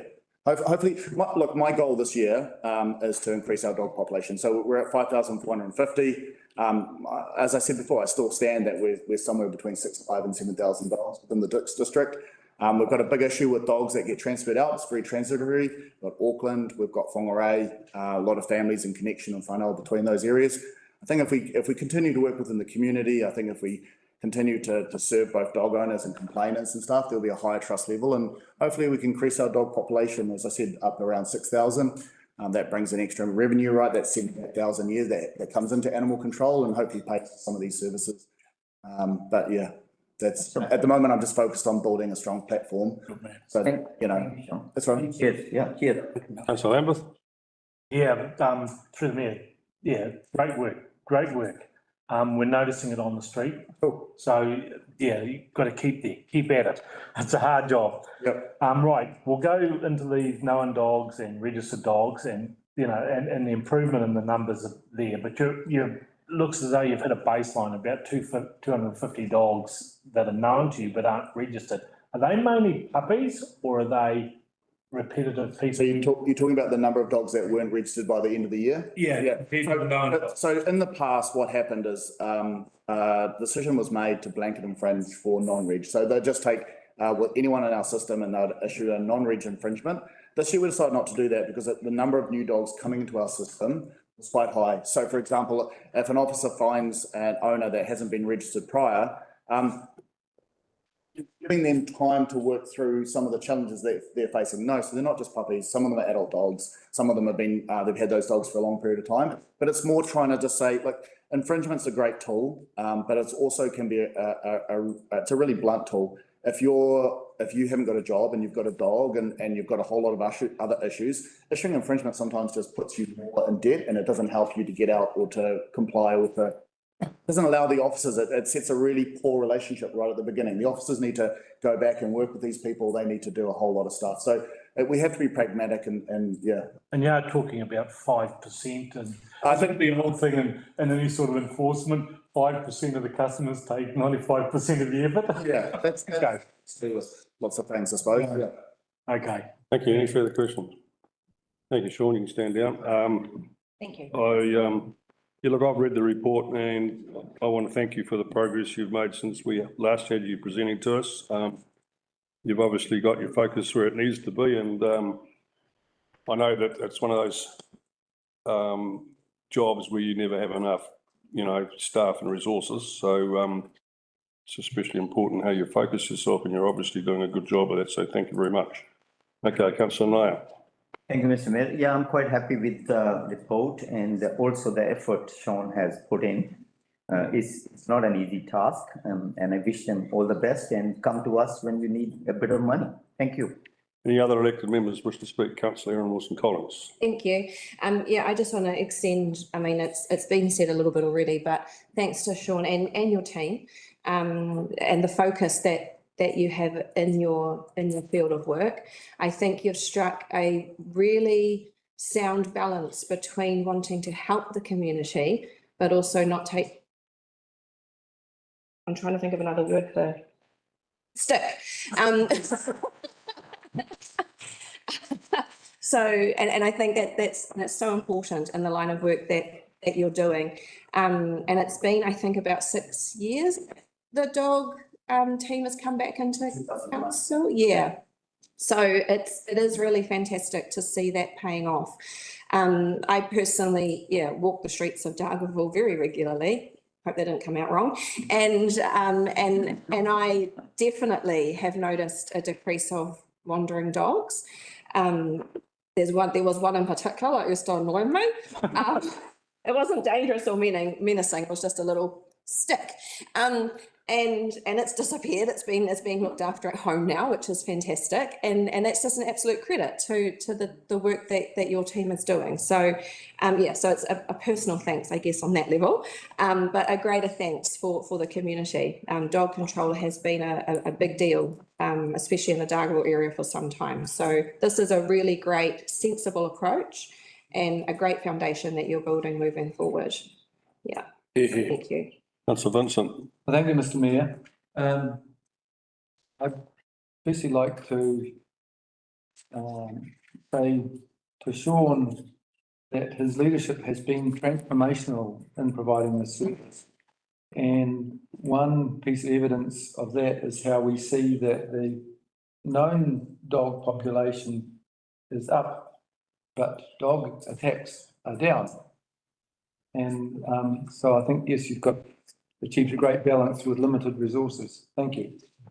Anyone else wish to speak? Thank you. I have the right to reply. I think I've said it all, and it's very nice to get good feedback for what looks like good progress. Sean, thank you for you and your team. Okay, I put that to the vote. All those in favour, raise their hand, say aye. Aye. Motion carried. Okay, next on the agenda is item 4.5, Kaipara District Licensing Committee Annual Report. I'll move that. Can I have a seconder, please? Councillor Howard. We have George Lewis, is it, presenting this? It is. George. George. Yes, me. Good afternoon, everyone.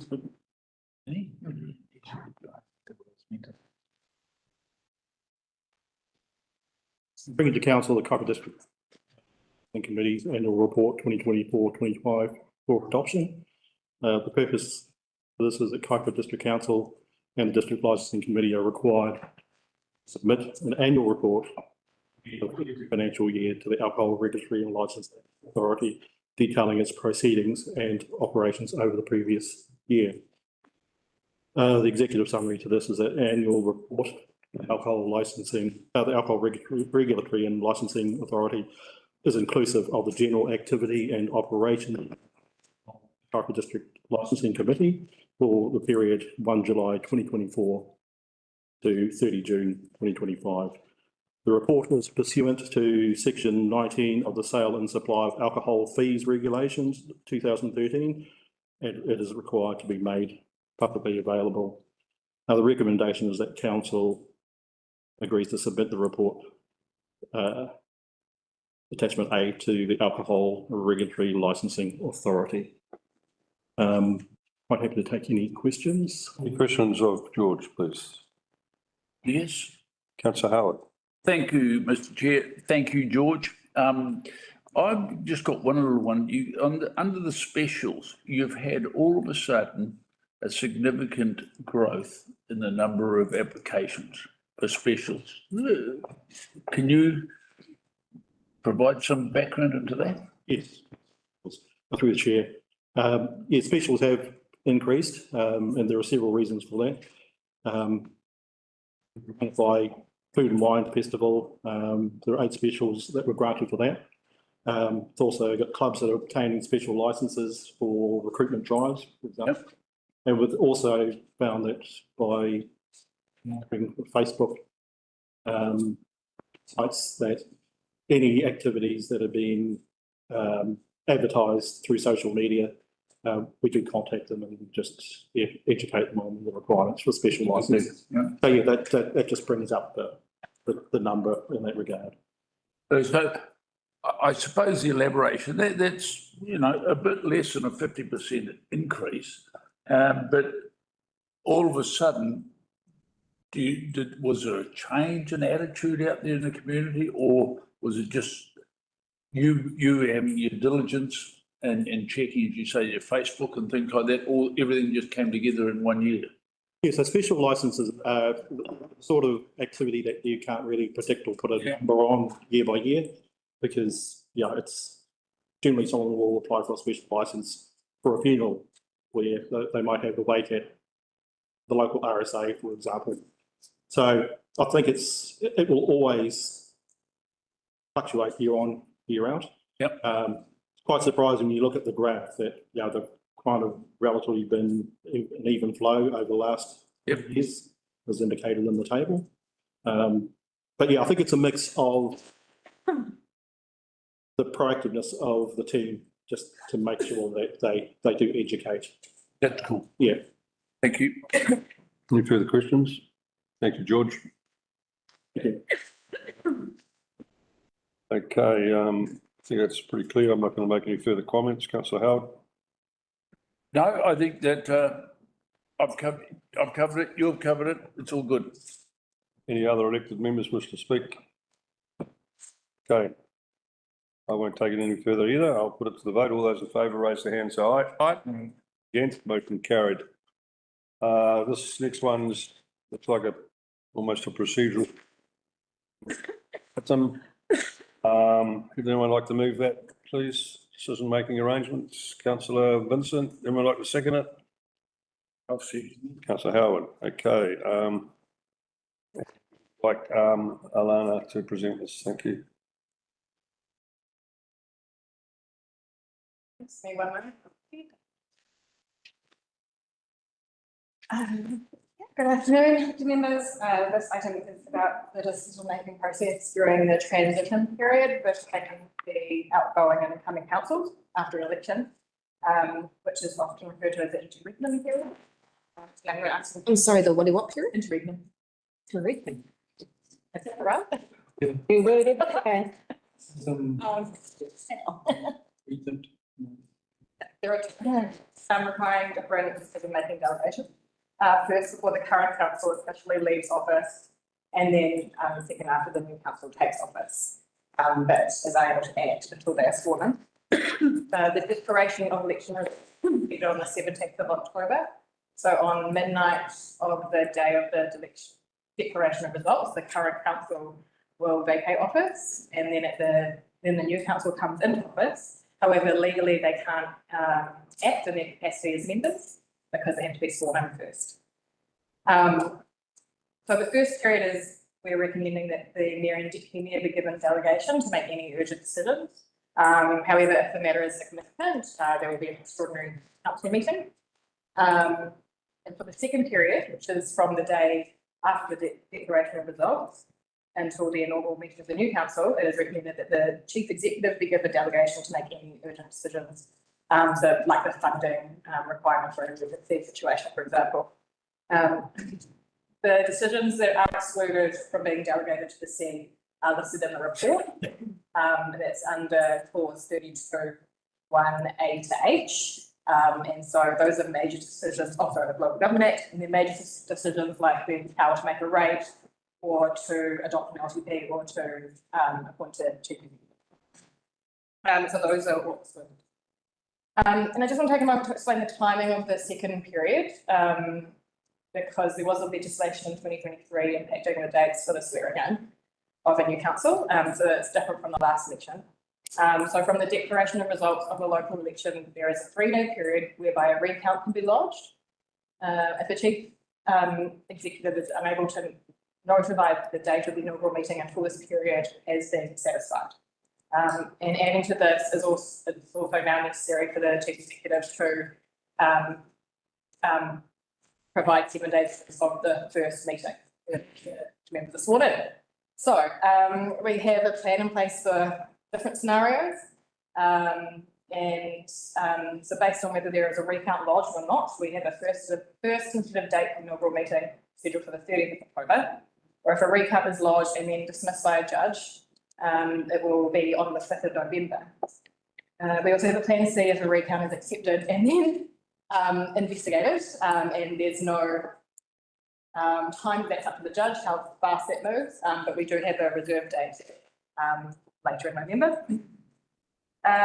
So the only exception to this is during a state of emergency. The mayor is able to declare a state of emergency up until the declaration of results, and then during the period between the new council and the inaugural meeting, the Minister of Emergency Management can declare an emergency. However, in the unlikely event where the need arises, the new council can be sworn in earlier under certain specific circumstances relating to emergency legislation. Delegations as discussed in the report, and I just want to highlight that council agree that the district licensing committee continues to operate as normal, so that we can ensure that the licensing decisions to be made. And then lastly, any decisions made under the delegations will be reported to the new person. Okay, any questions of Alana for that very precise and lengthy explanation? Councillor Vincent. Thank you, Mr. Mayor. And I do appreciate the thoroughness of your report. I just wonder, what if the actual declaration of the results themselves creates an emergency? Sorry, I just bit my side of my tongue off there. That was a joke.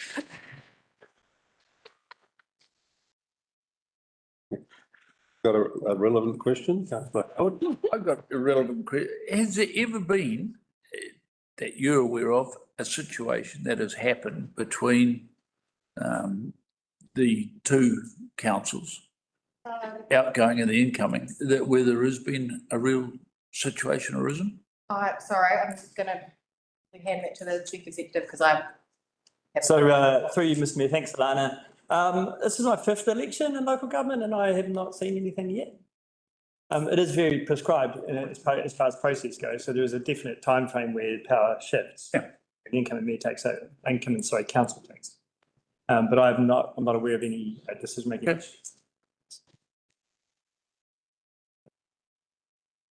Okay, no further questions. You have a question, have you? Okay, fire away. This delegation doesn't extend to anything to do with the voting.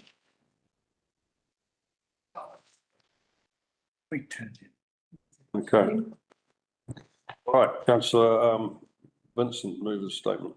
I think all the matters have been addressed well in the report that's been presented, and I think we just have to do it rather than not do it, because to not do this gives rise to the potential for chaos.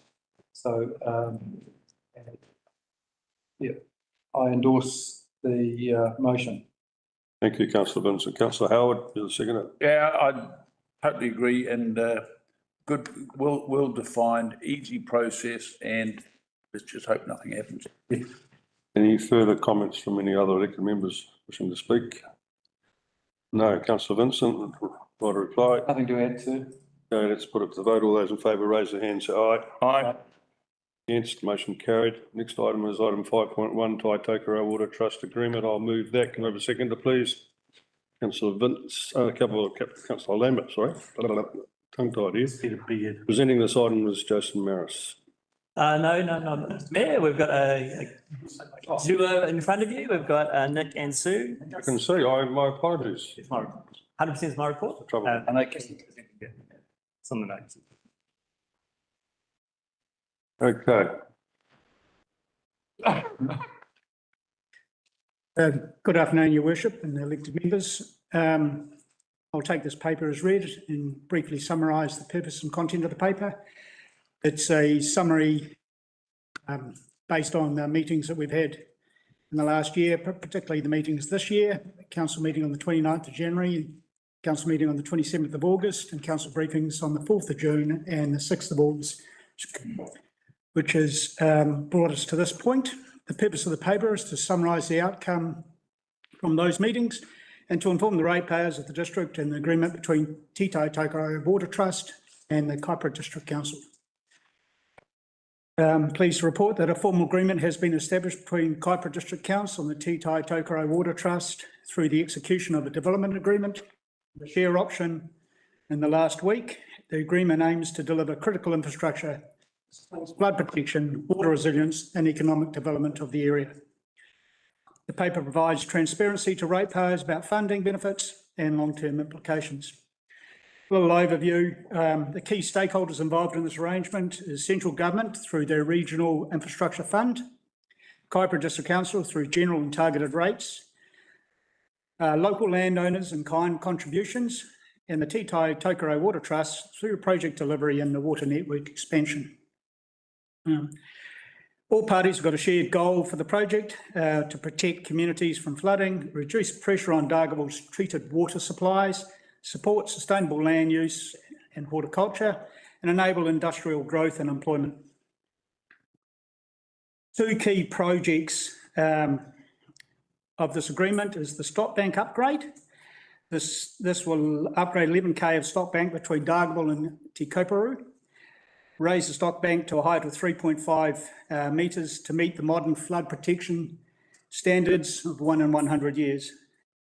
It also delivers some improved floodgates and drainage infrastructure. Funding breakdown for that is 7.8 million from central government, 1 million council paid in April 2025, debt funded via general rates, and later likely to be paid by drainage rates once a district drainage review has been undertaken. Benefits this provide the community to enhance flood resilience for rural communities, protect productive farmland and reduce risk to homes and infrastructure. The second project is the water pipeline expansion. This is the extension of the Trust's irrigation network to Dargaville. Silver Fern Farms identified as a key beneficiary of non-potable water, which will reduce the demand of Dargaville's water supply. Funding breakdown for that is the 17.5 million central government loan to the Trust for the pipeline construction, $1.5 million from council to be paid on September the 26th, debt funded via general rates, an annual contribution of $675,000 from late 2027 up to $675,000 from late 2027 funded via target water rates. The community benefit of this is frees up treated water for residential use, so the water resilience conversation, supports horticulture and agribusiness, reduces water restrictions during dry periods, enable future growth in water-dependent industries, economic development through employment, and strengthens water security for future generations.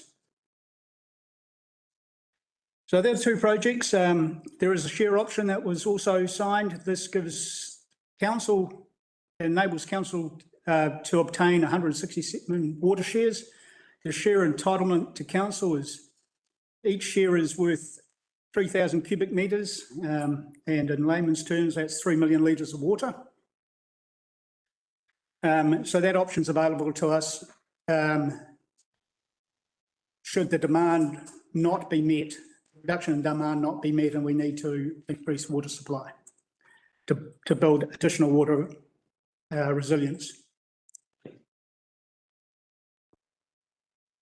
Okay, any That's the summary of it. questions? Councillor Paniora. Thank you. First question I have, so this is the first time that we've been presented with the figures on page 6 for year annual costs.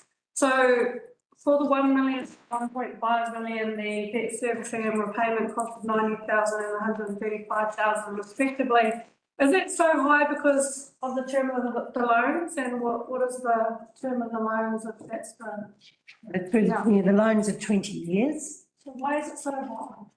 Because over 20 years plus interest at 4%. So that's how we've calculated it. So 90, so 100 at 225,000 a year every year for 20 years or $2.5 million. That doesn't make sense. $50,000 a year principal and $40,000 interest. No, both is combined. Oh, both combined? Yeah. Yeah, both. So 4% on $2.5 million, which is $100,000 plus the repayment amount to pay off the $2.5 million. Gee, we really need can we not reduce the term and pay it off quicker? That impacts on rates, and we're trying to, normally we take it over.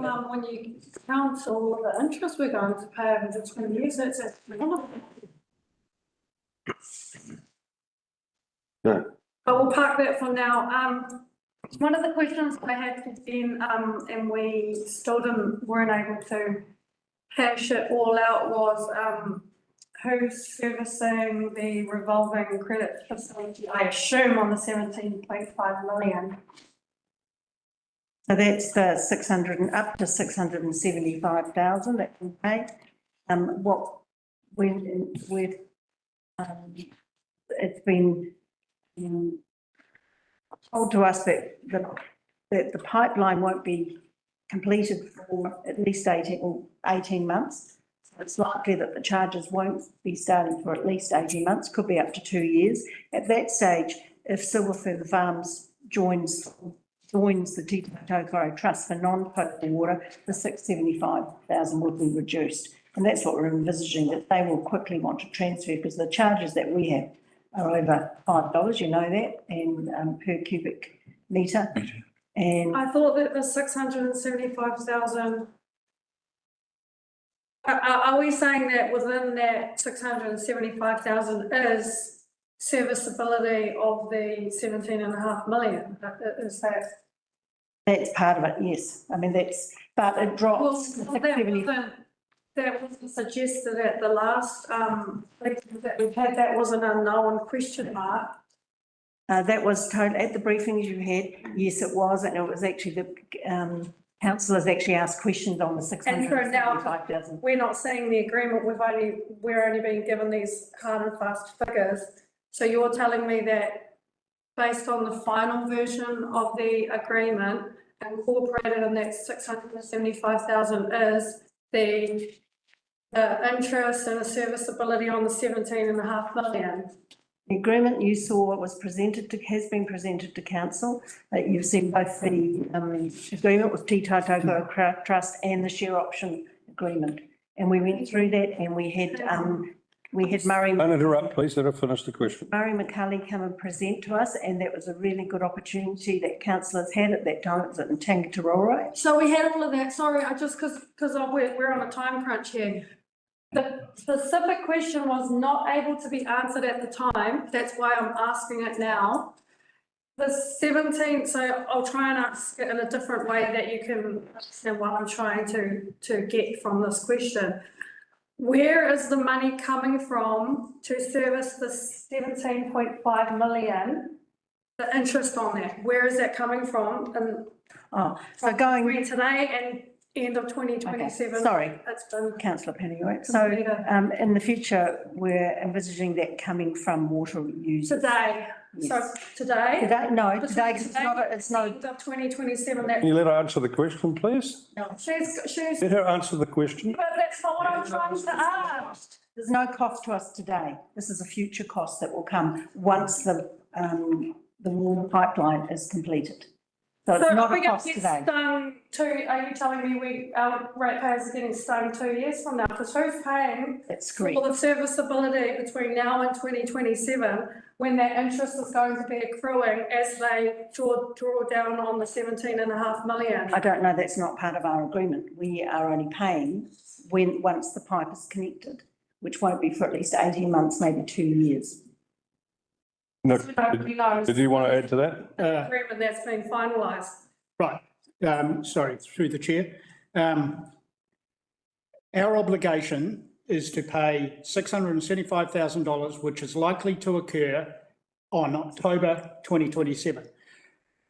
Their calculation starts when the pipeline meets Silver Fern Farms operation, which is anticipated to be in September 26. From that date to 27, a calculation is undertaken to understand how much water is supplied by the trust. That proportion of water will go against the 201,000 cubic metres of water that has been allocated for the 675 and reduce the 675 proportionately.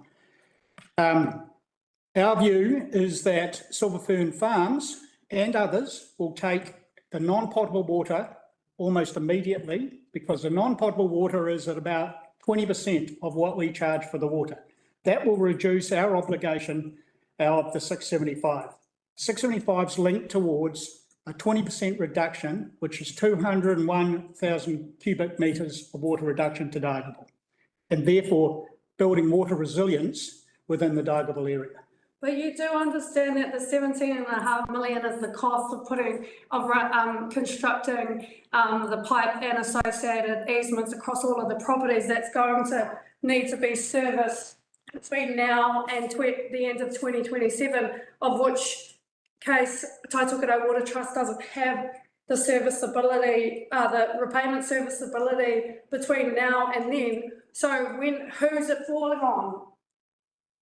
I don't know what their financing arrangements are. They wouldn't be solvent, is my point, between now and 2027, without any income coming into service. So through the chair, I'm not sure what the arrangements of Tokerau Trust has made with the government, but we know what our arrangements that we have made for this council. It was a question that we put in and they weren't able to answer it at that time. We need to understand the background implications for us in terms of the investment that we're giving to them and whether they'll be solvent between now and the end of 2027. We need to, in terms of our due diligence, we have to know that where the money's going to be coming from to service that, unless they've got a deal with the central government that says that they're able to pause on any repayments of the interest on that loan until 2027, which would be marvellous and miraculous if that was the case. But now, because I'm worried because Ben wasn't able to answer that question, and we had some back and forth via email, and he didn't specifically answer that question either. That's why and you're not giving us the agreement, so I can't even read the agreement to understand where the responsibility lies, or is it that the 675,000 is a back payment to cover off all of the that's going to have accrued? So to be clear, you did get the agreements and they were council and public excluded. No. So through the. Can you yes, add to that? Yeah, so we don't. You're right, councillor Paniora. We don't have the arrangement between the trust and MB on what that arrangement is. Okay, and my final point. So if we're going off of, my final question. So am I correct to infer that for a $2.5 million debt, our serviceability, which we have great interest rates at local government, is going to be 225,000 per year, but they're going to be lowering down 17.5 million. So times that factor by 800,000, so 1.6 million in interest, just off the top of my head, running some ballpark figures. And we've done no due diligence around how they will be repaying that between now and 2027. So that's between the trust and the government and the financial arrangements there.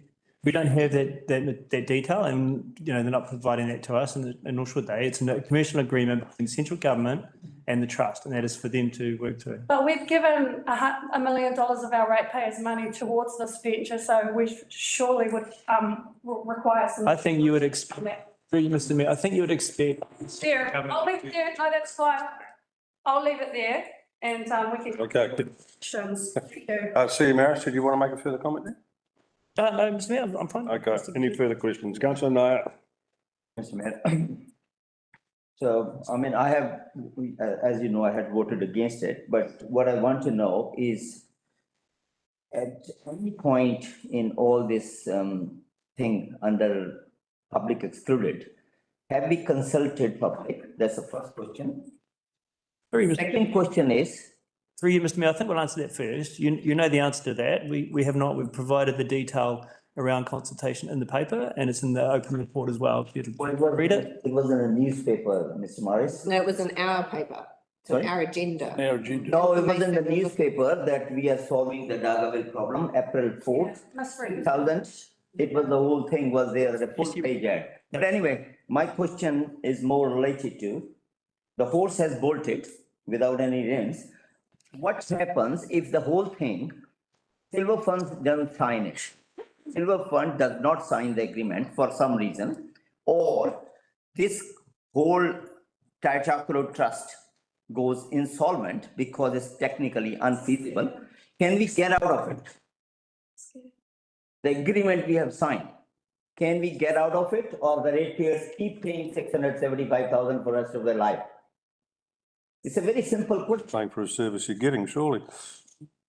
There is no service because has no legs. That's what I'm trying to ask. No, you're making an assumption which is not. So through the chair, what we've had is lawyers have been looking, solicitors have looked at this. So it's not just staff that have looked at this. We've had this looked at by Simpson Greaves. Yeah, I have said no only on this count. The technical feasibility, the financial feasibility, it's all in the air, and we as a council taking ratepayers' commitment to pay this money on a yearly basis for a pipe thing, which may not happen. Half the farmers say it's poisonous, the water. So I'm saying, I said no many times, but give me an answer. I come as a mayor, just for example, what happens then? I want to quash this. You've already got a contract. Yeah. So who is going to pay? Is that mayor and deputy mayor pay for it? No, so we've. Can I take them to? You probably will. Who's on the Dargaville water supply? Stop interrupting, please. Yeah. Have you got a question that's simple? On the table of this issue. Answer. The question, we haven't consulted the people. We have never found out that it's a viable project. And two of the candidates are standing just for the reason that they don't want this project. So what happens if they win, I win? Yelling in my ear. Sorry, I'm just trying to ask. You have your problem. The government thinks this is a viable project. All I'm saying. You're asking questions. As the chair, can I interrupt you? You're asking hypothetical questions that they have not got a crystal ball for. No, the staff are not there to answer that question. Sorry, sir. We're here to note a report that we've gone through a process to get where we've got. You might disagree with it and you voted against it, but the majority of the council we have given direction. I understand that. I'm asking a question which is not a rhetorical question. We have never been given any financials, so I am asking you if it is bankrupted, as the media bankrupted the media thing. So just what are the options we have? Why the ratepayer keep paying 675,000 for a pipe which is not even laid? So through you, Mr. Mayor, you've made a decision. We've enacted your decision. Okay, that's the reality of the situation. Public has not been informed. Public has been informed. Through the chair, and if your question, Councillor Mayor, is are we going to be paying 675 if the pipeline's not installed? No, because 675 only occurs when the pipeline is installed and connected to Silver Fern Farms. That's simple. And from that day onwards, for 12 months, we calculate how much water has been supplied to either Silver Fern Farms or others, and that gets deducted off our 675 that we get charged. So the pipeline will be constructed in 2 years. That looks a pretty good. Councillor Larson. That's their anticipation. Councillor Larson, you have a question? Yeah, I have a question of you, Your Worship. I think it's healthy to have members clarify matters around this decision. However, do you have a motion on the table in accordance with the staff recommendation? Yes, I do. And is that motion not that Kaipara District Council notes the Te Tai Tokerau water? That's correct. And so therefore you perhaps can find questions and statements to the motion that's on the table? That's right. So I have one more hand up here. Take one more question, Sir Vincent. Thank you, Mr. Mayor, and this is genuinely for clarification. Because my understanding is that we've got there's a double act happening here. And one is under the heading of economic development, which is Stop Bank, which will at the same time incorporate a pipeline. And under that heading, we've given $1 million towards it, which is really good value for money proposition in terms of economic development. But I'm just needing some clarification around, okay, so this pipeline ultimately ends up at Silver Fern Farms, so it's available for them to draw off, and there's an obvious financial incentive for them to draw it off. But that is not providing water to the Dargaville water supply, public water supply, is it? No. Because a further pipe needs to be constructed to enable that to happen. And given that, okay, we can go so far with an improvement to Dargaville's water supply, water availability, if Silver Fern Farms takes that option up. However, we're still left with a run-of-river water supply, so that when the level gets down regardless of how much is being drawn off or not being drawn off.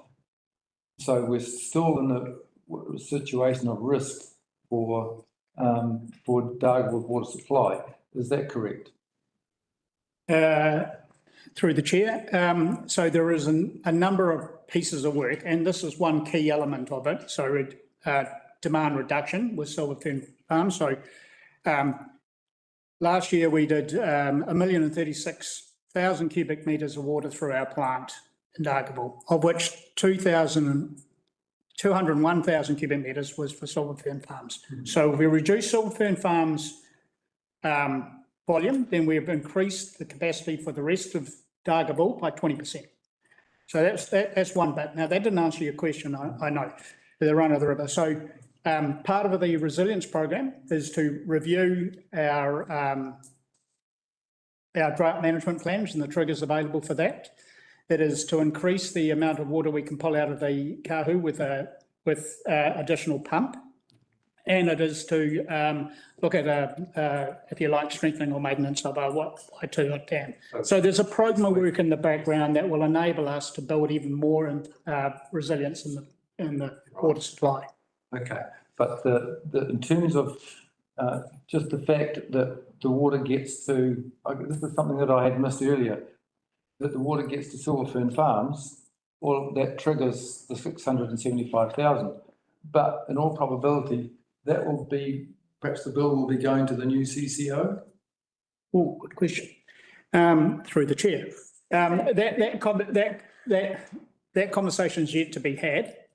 But from my perspective, and I think from everyone in Kaipara District Council's perspective, that is the case. But we've yet to have that conversation with the CCO. Because I guess, speaking as the representative of the Adamutia ward, this also affects the water supply consumers of Mangawhai because of the common charging regime for water supply.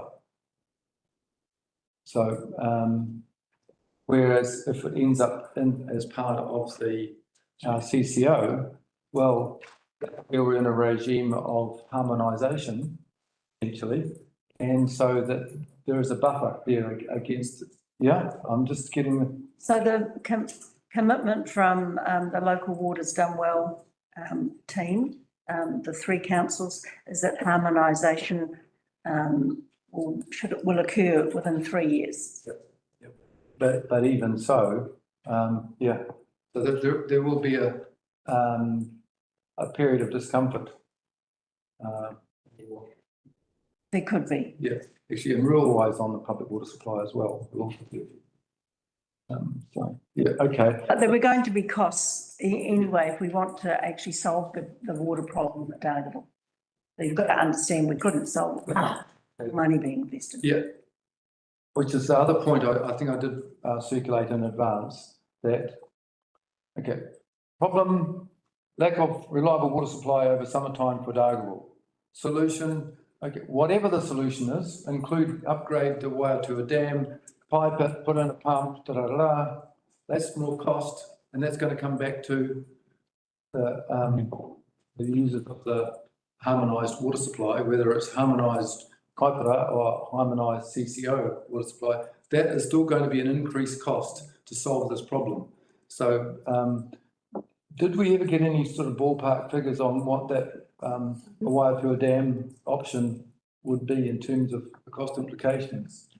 So we would look at that when we look at possibly taking up the share option, which would have to go out to consultation, because you'd have to look at what are your options at that So time. we've got so at that point we would have a realistic plan B or option B that could consider, rather than being bound into having shares in Tokerau Trust and so on, and still having to construct a pipeline as well from Silverfern Farms to the water treatment plant. Correct. Thank you. Okay, now you've had your questions. Any further questions? Councillor Erin Wilson-Collins. Yes, thank you. You said there weren't going to be any, but I sent some in previously, so I was hoping that they could be. Yeah, you asked about the 675,000. Has it been considered, and it has, and our solicitors. Can you explain how that? So we had to look at, there was three parts to this. Obviously, the first million, I think, was with Stop Bank. We actually had that in our annual plan and consulted on that, because we actually thought at the very beginning that the council might get the money from government, but the government changed their mind and wanted to work with Tokerau Trust. The second part was on the 1.5 million, which is on the water pipeline. And we actually had a lot of discussion, was on the water pipeline and on water altogether about 2 years ago. And the 675 too is an annual cost. And although that's over, its significance, it's only one part of the community of Dargaville. And when we went out for consultation, I think it was in 2022, on trying to resolve the water problem, the community came back and said, yes, they wanted us to look at solutions, and they were willing to spend up to 2 million at that particular point in time. So, and that's been explained in the significance. Sorry, I don't know if you've, sorry, I don't feel that's answered my question. My question was about specifically the 675 and striking that as a rate for water, but not using it to maintain our water pipes, which is what our water rates are for, and it not being in an annual plan or LTP. If it's a cost of water, what we actually, but it's not going to happen for 2 years. So it can't, so it can in an LP. But then it will be in an LTP, whether it's the consulted. Well, it depends if it starts with the new CCO. I'm not sure that they'll have the same council. Okay. And so the second question I had, which I'm still not clear on, is why I still don't quite understand why we're paying to keep our water. Why are we paying 675,000 to the trust to essentially keep?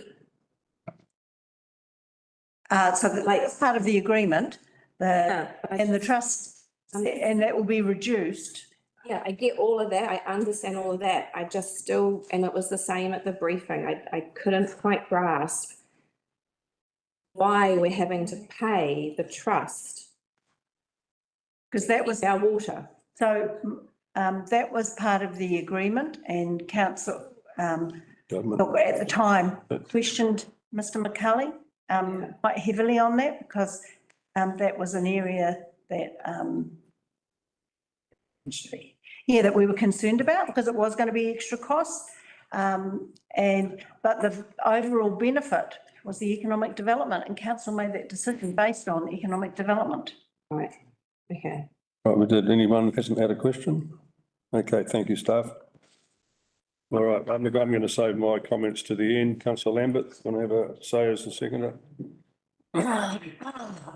Few things, servicing of the 675 to my understanding means that first cubic metre will move from 199 per annum to 233, which is an increase of $24 a cubic metre for the Dargaville residents to secure their summer water use. There are 3 alternative routes for the pipeline at this stage, as far as I understand. One of those alternative routes goes very close, or a lot closer than the other 2 to our current treatment plant. Will reduce the cost of connecting a pipe to the treatment plant. One of the other ones goes across the river in 2 places and does provide irrigation water to the Burruri-based agricultural block. One thing to consider, the $1 million for the stop bank that we're contributing, it secures the ever increasing rejuvenation of the old Aratapu village, because that'll be now protected by it, and also protect the Spring Edward Street suburb of Dargaville. That'll all be protected by this new stop bank. The farmland, the flat low-lying farmland that will be protected by the stop bank will almost be a quarter of the size of the farmland that is protected by the Ralpo drainage scheme. So it is a significant boost to agricultural land. No, that's enough. Thank you. Okay, other members wish to speak. Councillor Paniora. Thank you. I want to premise my comments by saying that I absolutely support stop bank upgrades, resilience, economic development, the meatworks continuing, you know, as one of our biggest employers to the district. When we swore our oath, we swore to serve the whole community. When we make decisions like this, the users that are affected by and large are the 2,736 water users that will be servicing the $675,000 per annum duration not yet known for the foreseeable future, of which around this table, I suspect I'm only one of 2, the other one being Councillor Wilson Collins. I thought you might be on rural supply. My apologies. No. 3 of us. No? No, I've got buildings and I've got a place here which gets town supply. Oh, sorry, I was talking about our residents. Sorry, I've lost my train of thought now. So when I focus on this decision today, I'm focusing on this massive risk to our water users and having to pay for this. I want to talk about the issue that kicked off this whole process, which was water resilience. And a lot of the time, and even in the articles in the newspaper, the Lifestyler yesterday, it was presented as this is going to solve the water storage, water issues, restrictions within the summertime. Going back to Councillor Vincent's point around, I think we have to start very, very simply in that the reason why we lose water during the summer is because the levels of the Kaipara stream are low and we take it through a resource consent. The minute that goes low, we have to start to turn the taps off and we have to start, and we can't collect it. Now that's the critical point at which nothing we do is going to change that unless we capture the water when it's high, similar to what the Tokerau Water Trust is doing. We capture that through Waiatua Dam upgrades, and then that will allow us to use that other storage during the summer months. What's presented to us on the table today is an agreement where somehow us connecting a pipeline from the Tokerau Water Trust, which by the way also takes its water from the Kaihu when it's at elevated levels, and runs the pipe to the meatworks, is somehow going to stop the issue, the original issue that I've just identified in the summertime. The two, it doesn't make any sense to me.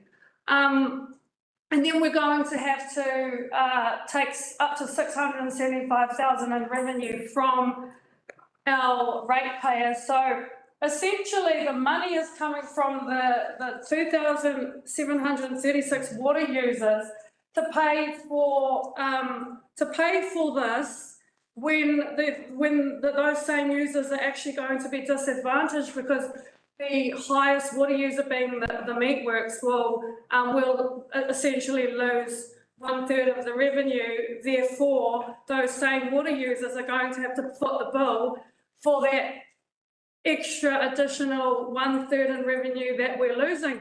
That to me isn't fair for the trade-off that there's going to be economic development, there's going to be protection in Te Kōpere. I understand that. But the two ratepayers are different kettles of fish. So I don't know why this is unfair. Nobody could tell me how the Tokerau Water Trust is going to service the $17.5 million loan, service the interest. Are they going to be solvent? Nobody knows. I suspect that the $675,000 is actually going to be repayments of that $17.5 million loan, serviceability of the interest,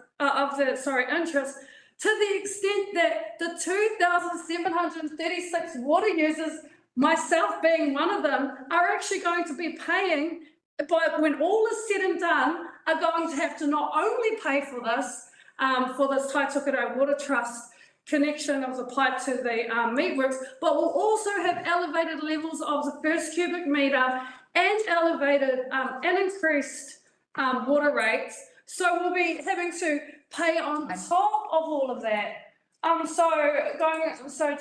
finish my statement off, this is completely unfair for those water users, and for those reasons and a raft of other reasons which I've alluded to and PECs, I'm not going to be able to agree to move with this. Okay, thank you. Councillor Nair. Thank you, Mr. Mayor. Yeah, my statement is, as I said no before, I said no today, but what I'm more conscious about is the new council sworn in, and they have a dead baby to deal with. What happens, the risk profile is very, very uncertain. We have never been provided with what is going to happen if we terminate. We did terminate the contract on Town Hall, which was minuscule compared to this one, where we have central government involvement with debt funding of 17.5 million. I mean, ideally it should have come straight as a grant to KDC so that we can go ahead with it. And if there was an interest obligation, we could have paid for it. The third party involvement. Also, I think there are high court challenges can come up because we are dealing with a trust which is having potential of some treaty obligations as well. Who knows? I think the contract clauses should be there that what happens if you want to terminate it, it should be done beforehand, before giving any funding to them. Every contract has a term of renewal and to exit clauses, and we have not been given anything. There is no accountability, there is no compliance, there is nothing. It's an agreement which has been produced without consultation with public and has been taken the confirmation of a coalition government with the Prime Minister and Mr. Jones coming to open it. The two of the candidates standing against it, I'm also against it, and I think the whole world is against it. It has no legs, technical or financial. The ratepayers will be at the mercy of the next council going through the rigmarole of this deal. So I'm against it, as I always was. But I'm ashamed also that the council has not given, we are here to serve the community and we haven't really served them. We had a backhanded approach, and this is not the only first one. We had all those things, and I think this is a forum we can talk about it. To the topic, there's not other topics to discuss here. You're talking about. But I'm talking public excluded. This particular point. One was public excluded, as there were many. I'm not going into details of that, Mr. Mayor, but let public decide. Do you want to report or not? That's right. I'm against it. Okay, thank you. Anyone else has a statement to make? Councillor Erin Wilson-Collins, thank you. Thank you. Obviously, everyone around the table is keen on the stock bank and is water resilience is paramount, economic development, all positives, absolutely. We've already debated this item. This is now being reported to the community. That's what today is about. What I would like to note along with the report is the future council, because our last meeting together, it's a shame, and we are now passing it over to who knows who have to pick this up and run with it. And there are some challenges that I would like to highlight, assuming that they'll come back and listen to meetings. Anyway, so the first one is the cost to the ratepayers, and yes, that may change again when we go to a CCO, but the CCO figures were not glossy. Anyway, so it's a further increase. I didn't search every council in the country, but I couldn't find another council where the water rates are as expensive as ours. And so that's a concern. I obviously cannot reconcile the 675. I understand what agreements are and business deals and things, but I can't see that being in the best interests. And there's also there's still the Waitoa Dam as a possible option, which has only been very lightly looked at for this council. And in one of our briefings, it was said that all the costs for the Te Tai Tokerau scheme for Kaipara District Council to connect and use that scheme, including the annual costs for 30 years, have to be less than $13 million. So I'm saying that out loud in the hopes that that information gets passed on, because if it's not, then it's not the most effective option to be able to provide water security for our council, for our area, based on the previous information that had been provided for us. It may have changed by now if figures are redone again, but at that point in time in December last year, that's where it was sitting. So, yeah, noting this report today, it's not a perfect solution by far, and there is still a lot of water to go under the bridge, but I still think that those things need to be highlighted. Thank you. Yeah, we do. Thank you. Anyone else like to make a statement? So Howard. Thank you, Mr. Mayor. It seems to me that here is where, we get back to tin tax and we're really talking about water resilience for the whole Dargaville area. And I think that it's been an agenda from way before we came on board. And yes, Councillor Erin is absolutely right that there was elements talked about with the dam and things like that. And we knew that there was a cost there. And then this project came along. I think that there has been a whole lot of straight up facts provided as we've gone along. There's been a lot of conjecture by certain members here of all sorts of nefarious things that could happen. But in fact, there is a plan, there is a resilience plan associated with this. There is, with any way we go, there is going to be a cost. I think that this, I see this as a cost minimisation. It is unfortunate that there are 2,736 water users only to fund the 675,000. I don't know that there is any easy way around that. But I think, again, that I look at it as something has been done to move the resilience, move development along for the area. And I think that we can't misrepresent how important that is ultimately. So I think that, yep, I can see why there are issues one way or the other, but it is progress, and it is positive progress for the area. Thank you. Anyone else want to say? Okay, I'll wrap it up. I was just reading this morning in the paper about the same company in conjunction with Far North Holdings building the dam that they've got in Kaipara, which is feeding the production of strawberries and blueberries, and it's provided 40 jobs for Kaipara. If you look at Kerikeri itself, I know that the dam there that's providing water for high production land has done wonders in that community for production. Water and horticulture seem to go hand in hand.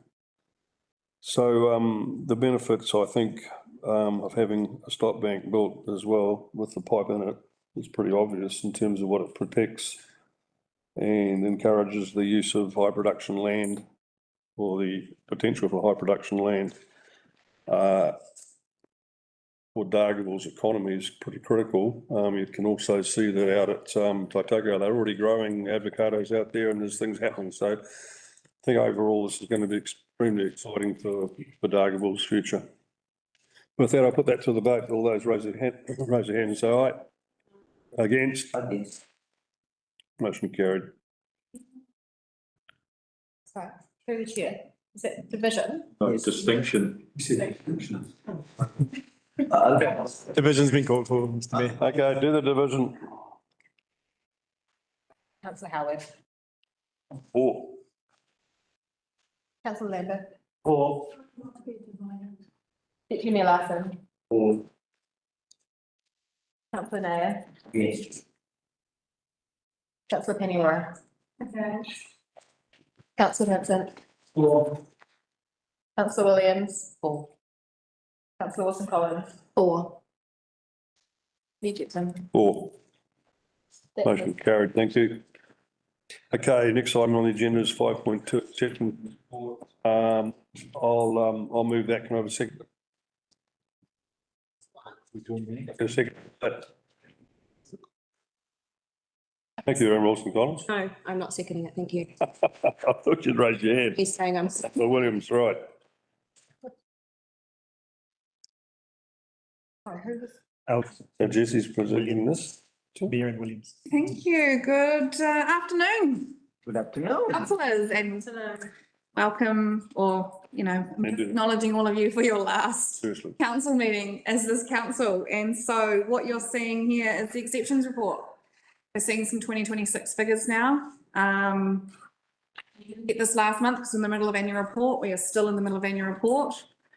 High level on the finance report is that really we are looking underspent, but you'll have to remember that we are phasing our budgets just evenly, and often our spending occurs later. For example, finance's budget gets spent in the very last month of the year, but it is budgeted for by 1/12. That will all get improved in the next LTP. But for now, it just means that we simply haven't spent the money yet. And it's very likely that we do, because we often pick up and spend a lot more close to the construction months, even in some of our OPEX areas. So there's really nothing that exciting in the finance report here, except for the subsidies. So the subsidy revenue is well under in the report. We're looking at $4.2 million under on subsidies and grants. That there is an issue there, but I'll try and explain it and then you can ask any questions. So that is under in the report because we never accrued the revenue that we are owed from NZTA. We are actually right now owed for 2026 $5 million. So if we had included that in the report, we would be actually better off than what this is saying. It is saying that we are under budget by 4.2 million. We would actually be ahead of budget by 800 grand had we put that journal entry through. So that's good. We just have to wait for NZTA to process our claim. That is going to happen. They have confirmed categorically that we can have that money. That is fine. What they haven't confirmed categorically yet is what's happening with a little bit of spending in the 2025 year. Remembering we are in the audit process, a lot of this is getting checked and a lot of it is being looked at. So what it means as to 2025, which is holding up the claims for 2026, is just a reclassification of spend. It was in CapEx, it was in your carry forwards, it was in Cyclone Gabrielle, and it needs to be in low cost, low risk. Okay, so what it means is not that huge amount of things, but basically your carry forwards overall for roading are still correct, but 2 buckets have the wrong figures by $1.6 million, roundabouts. And it's still being clarified with NZTA because there are some slips that we can get under that subsidy bucket, but they just have to check a few things to make sure that they were related to Cyclone Gabrielle. And we already have done that work too. So there's a little bit of uncertainty there. But what is certain is we are owed right now $5 million from NZTA, and we will get that money as soon as they pay it to us. So that's where we're at for 2026, and I'm happy to take questions on anything to do with this report. Okay, any questions? Councillor Vincent. Oh, thank you, Mr. Mayor. I guess in this theme of the NZTA funding, was what you were referring to, the significance of the 2 different buckets would be a difference in the financial assistance rate? There would be a difference in the 2025 year amount of subsidy that we're getting there between the 92% bar and the 62% bar. The amount of money there is about $475,000. We do have the money in the low cost, low risk bucket. We can get that. We can spend the money in the emergency works. That's fine too.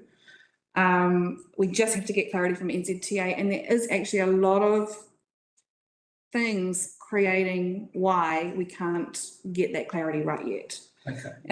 Yeah. Now, something I learned the other day at a briefing was that the significant factor in the NZTA the financial assistance rate is deprivation index.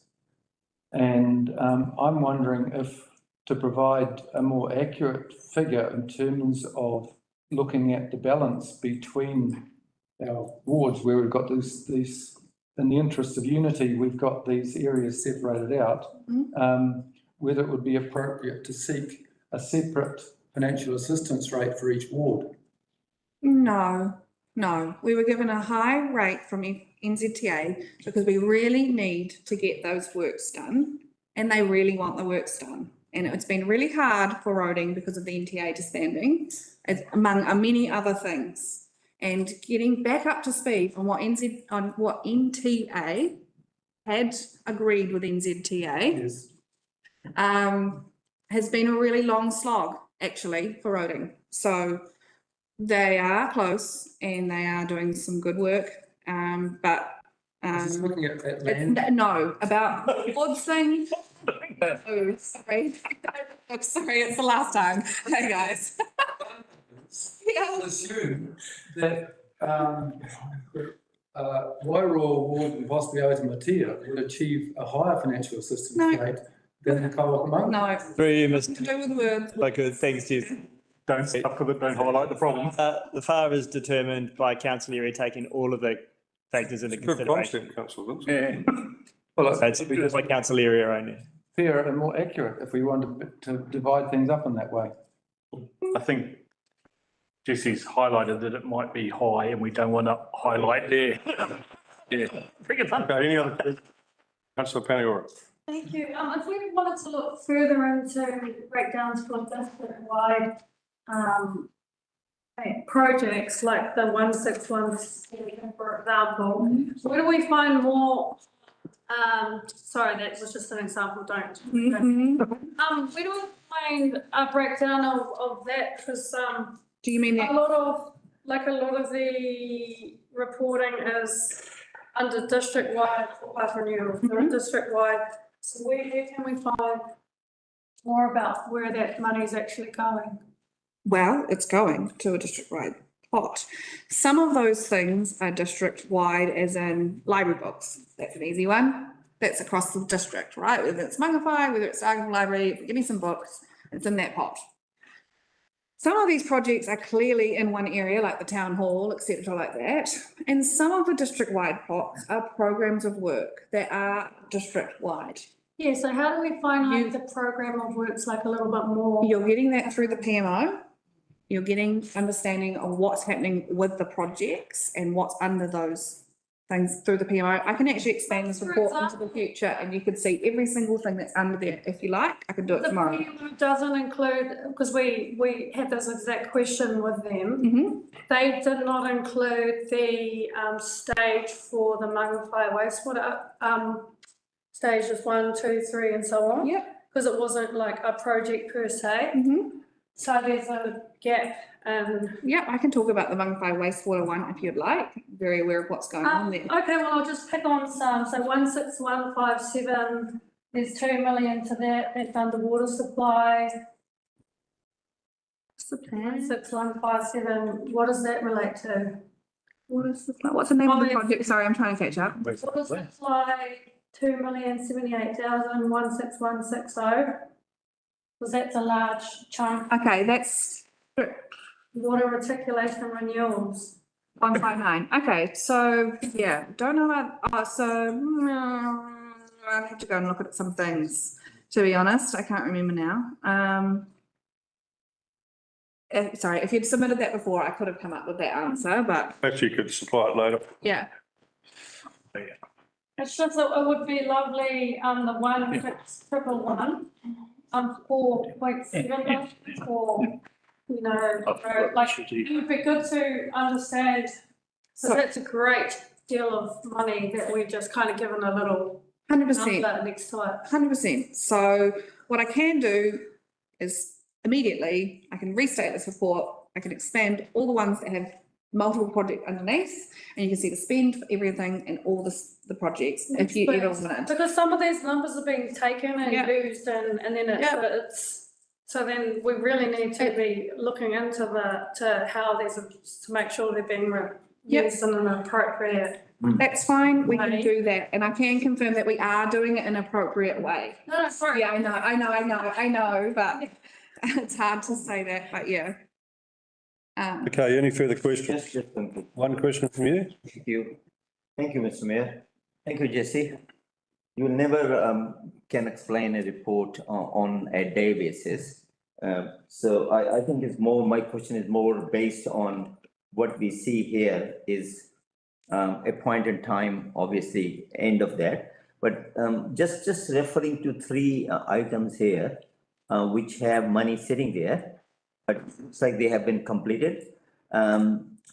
It's 161, it's page 141, the top 3 one.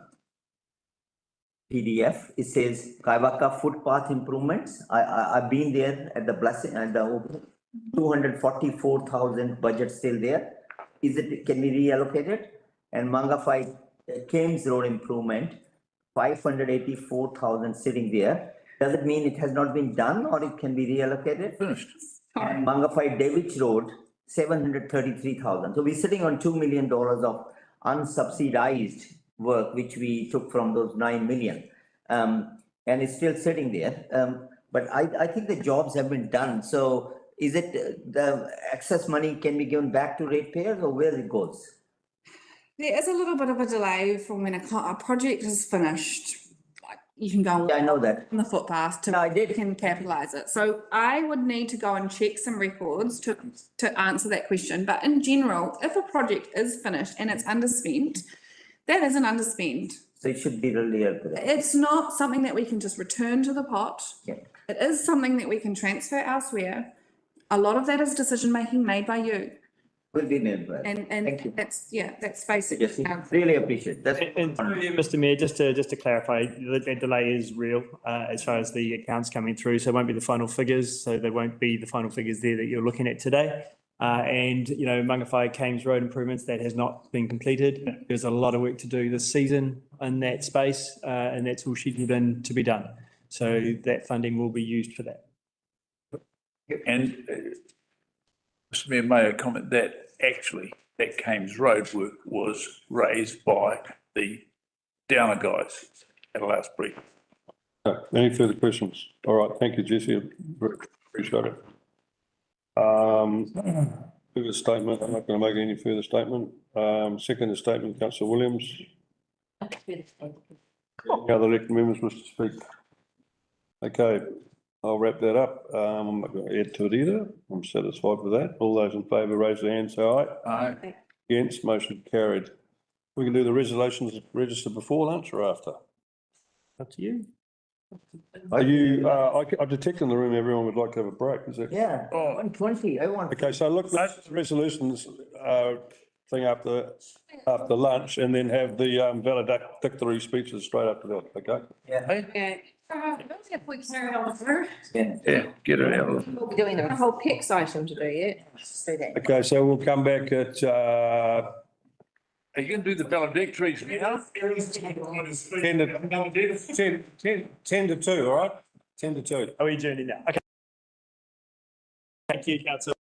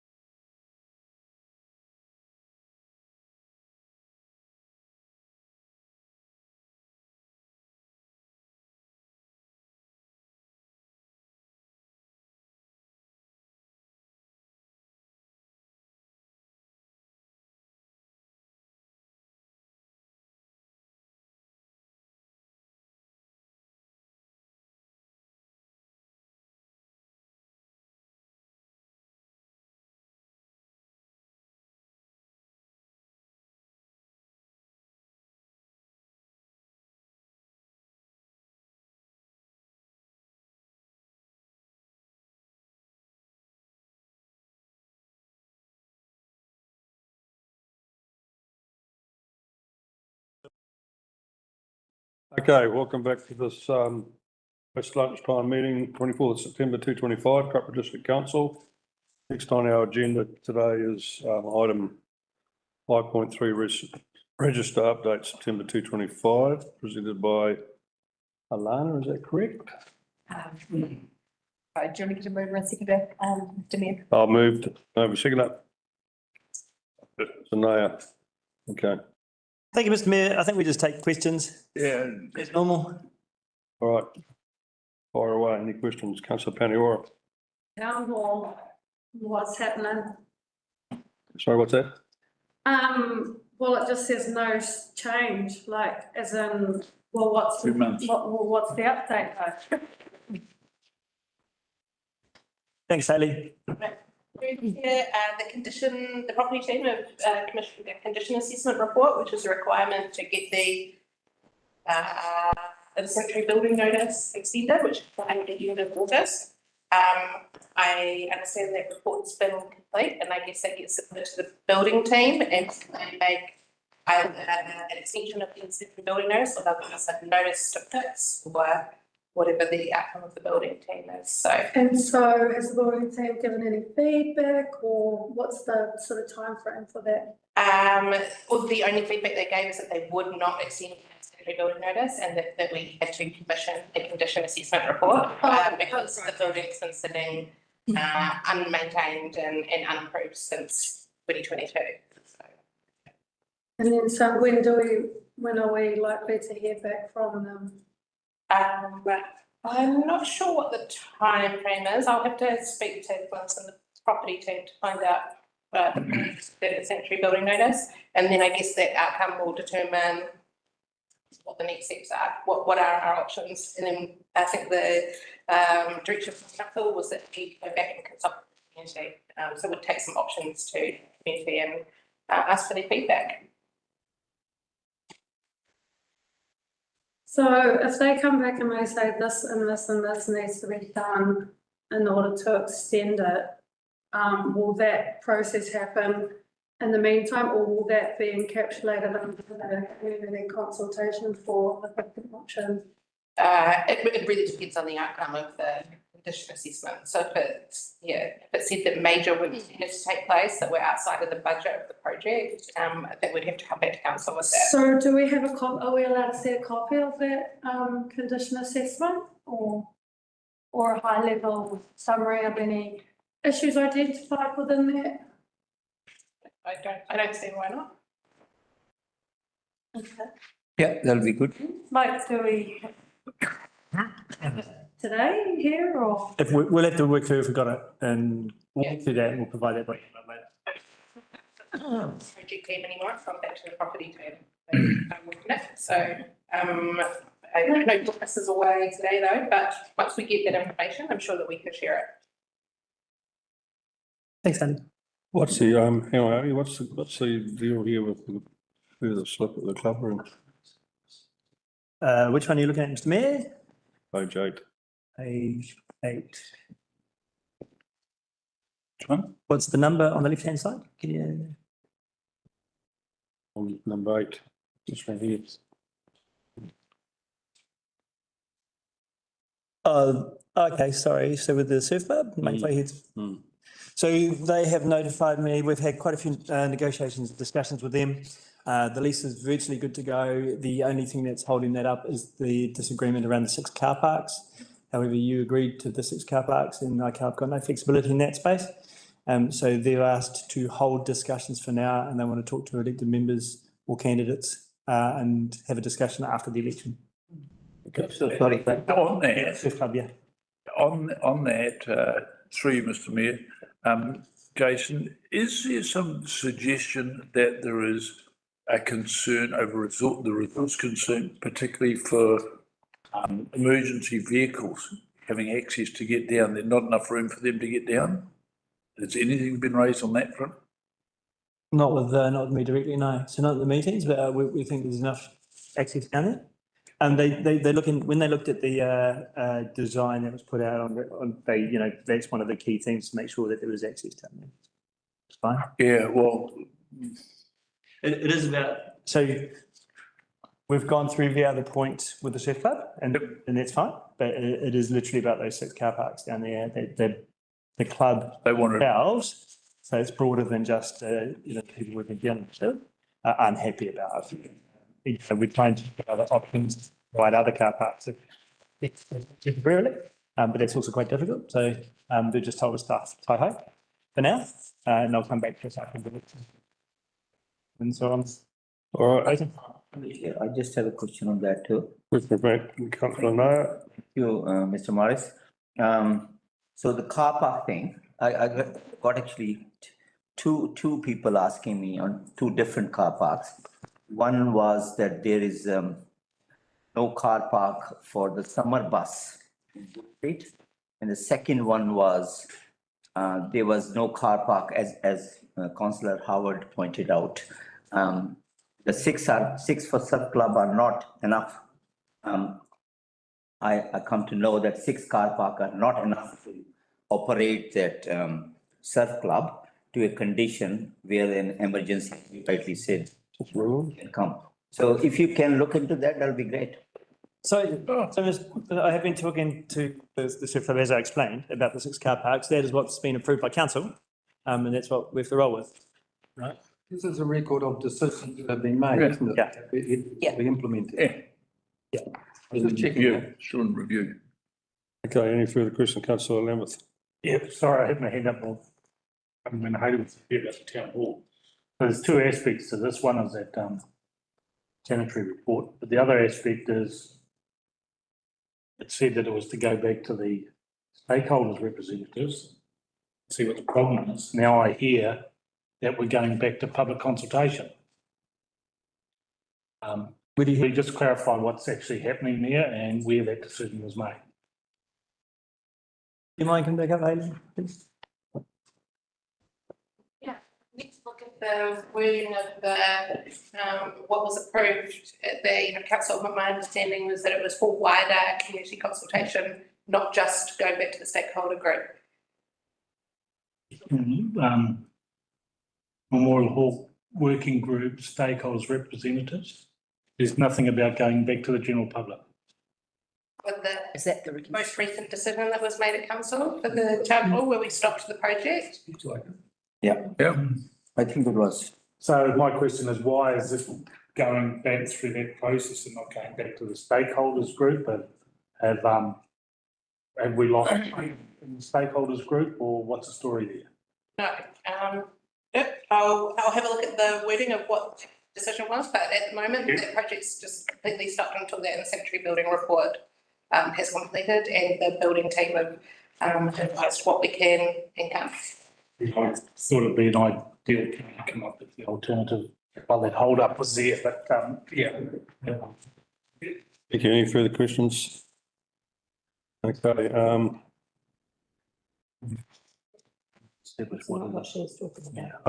move a statement, isn't it? Yeah, I'm satisfied with this report.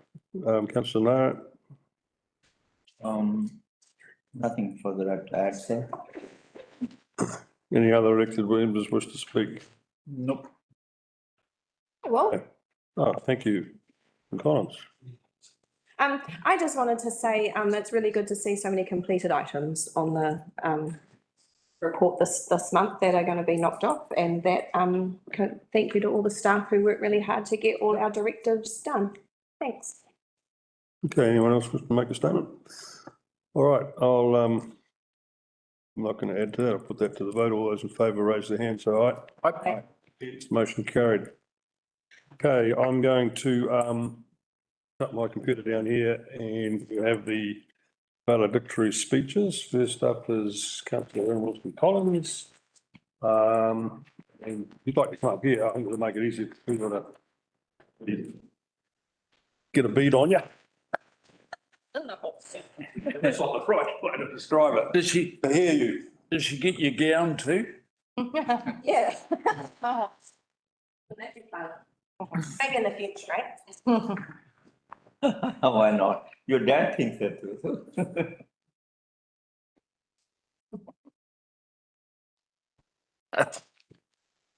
More time.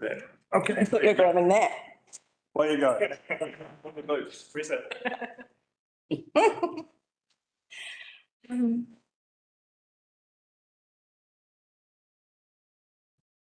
This morning was very bittersweet. Yeah, I know I'm in this chair. Very bittersweet this morning. I'm preparing to come to the final council meeting after 2 terms being on the Kaipara District Council. Mixed emotions today. Obviously, I'm leaving me all by myself. I look like I'm talking to a room of nobody.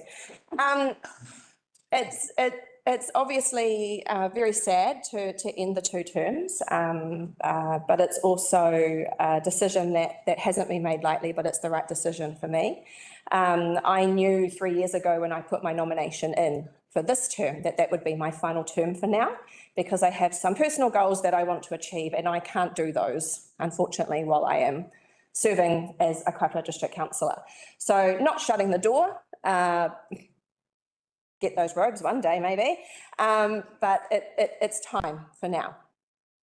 I had an interesting time coming onto council. It was something that I had always thought I would be a part of. I had been involved in my early 20s with a mayoral campaign. I had been on the Town Hall Working Party, and I had done a leadership course through the Kaipara District Council. So it was always something I had my eye on.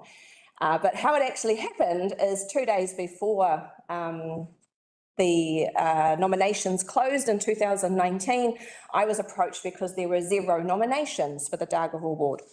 So I made a very quick decision to put my hat into the ring. I was in a show at the time and doing a te reo course online and working full time and thought, what the heck am I putting myself in for? But I was successful, and so that is how quickly my life changed. I do want to thank the voters and the public who have supported me and trusted me to have this position for 2 terms, and especially after our Māori ward vote, the amount of people who have approached me who I don't even know and expressed their thanks to me was really uplifting and put some faith back into our community. It's been a really bizarre 6 years, to be honest. What a time for me to put my hand up to be on council. I remember our very first meeting. I was late, green as anything, and it was pre-COVID. No one was filming. Barely anyone came into the room. You just had your meetings, and when I did my speech at the beginning of the term, nobody's ever going to find out what I said because there's no record of it now. So times changed dramatically. It was only a few months later that I was getting hunted down at the Kaiwi Lakes because an extraordinary meeting was being called because we had to put emergency measures in place because of COVID. We were the first council in the country to put in, I believe, being able to attend online. And so that was fantastic. And then business just continued as usual. Then we've had cyclones, we've had all sorts of dramas. I feel like I don't need to go chapter and verse through what how different the 2 terms were, because at the end of the day, everybody that makes it to this table really believes that they're doing their best and that they're making the right decisions. The only thing we really disagree on is who those right decisions should be made for. But nothing is constant. So obviously we have an election coming, there'll be a new council, and there is going to be a new mayor because our esteemed leader is stepping aside. So just moving forward, my hope for the Kaipara is that the elected members can work as a team and make all their decisions together as a team, use the elected member development days and the elected member only time, and create a team that can work together for the better of the district. Political views should be different, absolutely, and I've always said that, but working together is actually what's most important. The staff, I need to thank each and every one of the Kaipara District Council staff, present and past. I absolutely admire your professionalism and your composure. The staff that come to the meetings have been nothing but The staff in the background all work hard. And I know this because I know a lot of the staff. It's not about my dealings at the council table. And so my thanks goes out to all of you. And I'm going to miss coming to see you all and work with you. And I wish you all the very best. I do need to thank my Hammonds. Am I going to get a warning? I'll just wrap up then. I just want to thank my day workplace Hammonds for giving me the flexible working arrangements that I needed to be able to do this job, because that wouldn't have happened. And finally, I would like to thank my fellow councillors, both from this term and last term. I have learned something from each and every one of them. Sometimes it's not how to behave, but I've learned something from everyone. And so I thank you all very much. It is the end of an era for me, but I am moving on to what I hope is some very exciting things. And maybe I'll see you, not the end of an era, thank goodness, and all again one day.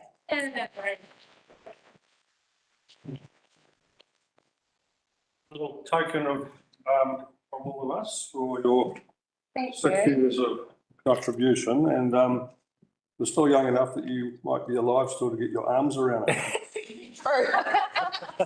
Thank you very much, Craig. Can I actually just put that back over here because I'm. Thank you. Thank you very much. Leave it in the car, maybe. Okay, next on my list is retiring councillor Mike Howard. Yeah. Thank you, Aaron, for starting off this whole process so well. Well, a bit like Aaron, I probably don't have I don't have 6 years to reflect on, but certainly 3 years was a bit, all a bit shallow this morning. But the way I've reflected upon it, this has been about the quickest, fastest 3 years that I can ever recall. A new experience, accountability to the rate-paying public, forming attitudes and beliefs about some things I'd never even heard of before, and starting to learn it. Straight up, I can say nothing but I have just loved this experience. And I'm happy to say I'm totally relaxed about decisions I've made. Ultimately, in my opinion, for the optimal benefit for the district, as we are mandated to do. First 2 years, really been pretty much a blur. New responsibility, many meetings, and more new engagement. Incessant reading. I think we got up to a maximum of about 950 pages for council papers for one meeting. It was just impossible to take it all on. That said, it is critical that we get into each issue. We try to understand, we understand the contrary views. The facts, we get the facts when we form a rational view. Some complain about block voting and the likes. It is not an aberration that people form similar views and vote accordingly. That is democracy, and clearly evident even from the previous council. So it's not new, it's just the way democracy works. I have some genuine thanks to offer. Firstly, Peter Withy, who agreed to nominate me. My dear wife, Ali, and the family preferred to stay out of any focus, but were always there and supportive. They best know how much I've enjoyed the engagement. To the ratepayers of Mangawhai and Kaiwaka, thank you so much for your faith in electing me as part of the very first 3-member electorate from this ward. Serving you has been an absolute pleasure. To those of you who connected with me across the whole district, whether in the street or the phone, email, golf club, the markets, Dargaville Main Street and Rurawai, Two Waters Cafe, or the neat project that Rachel and I did with Meet the Councillors. And we had monthly meetings in Mangawhai and Kaiwaka. Thank you so much. Engaging with all of you on your subject, it was a real pleasure. We tried hard to find your positive outcomes. We encountered other matters not previously experienced. I will never forget going for a drive around as Cyclone Gabriel hit, ringing the council staff to say the likes of King Road, Cove Road, and Tara Road were in imminent danger of being impassable. Clearing debris around Mangawhai after Gabriel, being on the spot as the Mangawhai weather bomb hit so savagely in February 23. A real baptism of fire. And of course, I experienced my first almost riot right here. So all new experiences. There always needs to be good learning applied for future benefit. Otherwise, we limit our opportunities to improve. The roading restructure, throwing out the totally ineffective and extravagant NTA is such a case in point. That was a 3-council collective. And whilst we are doing it again in LWDW, I think that the learning is that we have a specific governance group, a governance panel, to oversee formative and future structure, and that makes very good sense. Personally, I'm very proud that I've argued for a separate governance group to oversee the next phase of the Mangawhai wastewater project, to avoid the calamitous results of the botched governance and management that happened first time round. That is now a project on a positive pathway. Essentially, we have well considered a new district plan, and within our term, thanks to a very diligent and practical panel. And we're in a position to ensure that growth pays for growth through our new DC policy. No more of no action to set realistic fees and to reflect the real cost of growth. No more of the insanely naive days of cost blowouts because DCs were just not fit for purpose. So that's just a snippet of some of my observations. There are many more. The economic development team was another good project. People well versed in the history of KDC notice and do understand and comment. Just in the last month, I've had well-respected residents commenting to me about the views of the last 3 years. A busy time for sure. And whilst we may all have differing views on some things, their comments were clear. That this council of elected members should be very proud, as you have done more to move this district along than any council in the past 15 years, end quote. So I'm sure that time's basically up. So I've got a special thanks to 2 wonderful ladies, Lana and Kelly. You've worked miracles in paperwork and technology to facilitate our meetings and the timely arrival of our papers. I'm in awe of you, in awe of both of you and what you do. And let's remember that when we started, you weren't even on the government support team. I think you were PA to Sue. So to other members of the staff who have supported us and helped positively to make progress we all wanted to achieve, thank you so much. Jason, your background knowledge on all things procedural is just bloody amazing. We may not always have agreed, but I do genuinely thank you for your guidance. And so one last point, quickly. But this is to some elected members who have continued to perpetrate and fuel the divisive East-West divide. I'm sorry, I got to say it, I'll leave it. Sure, there are community differences. There's no doubt about it. And across the district, but tell me, one district around the country that doesn't have these things. Old and new, rural, urban. Our terms, these are terms that capture much of our differences. Just let's put an end to this unwelcome and patently misleading these misleading comments. It is an unfortunate scenario where we have had to ask staff to gather revenue and expenditure by ward to highlight a true situation. You all have it? Let's read it. And let's embrace the clear results that come out of it and see how much better we can be and pull together. So, right now, we're in all of this together. Time will tell if that status remains in the future. Happy days. Thank you all.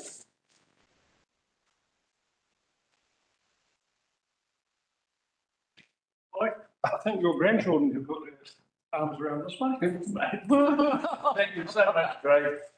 Thank you for your leadership and Jonathan too. And everybody here. Thank you. All right. Thanks. I'm right. Thanks, mate. Okay, I thank you both for your considered words and wish you both luck in your future endeavours. Thank you. Okay, what do we got now? We recommend the move into PEX, is that right?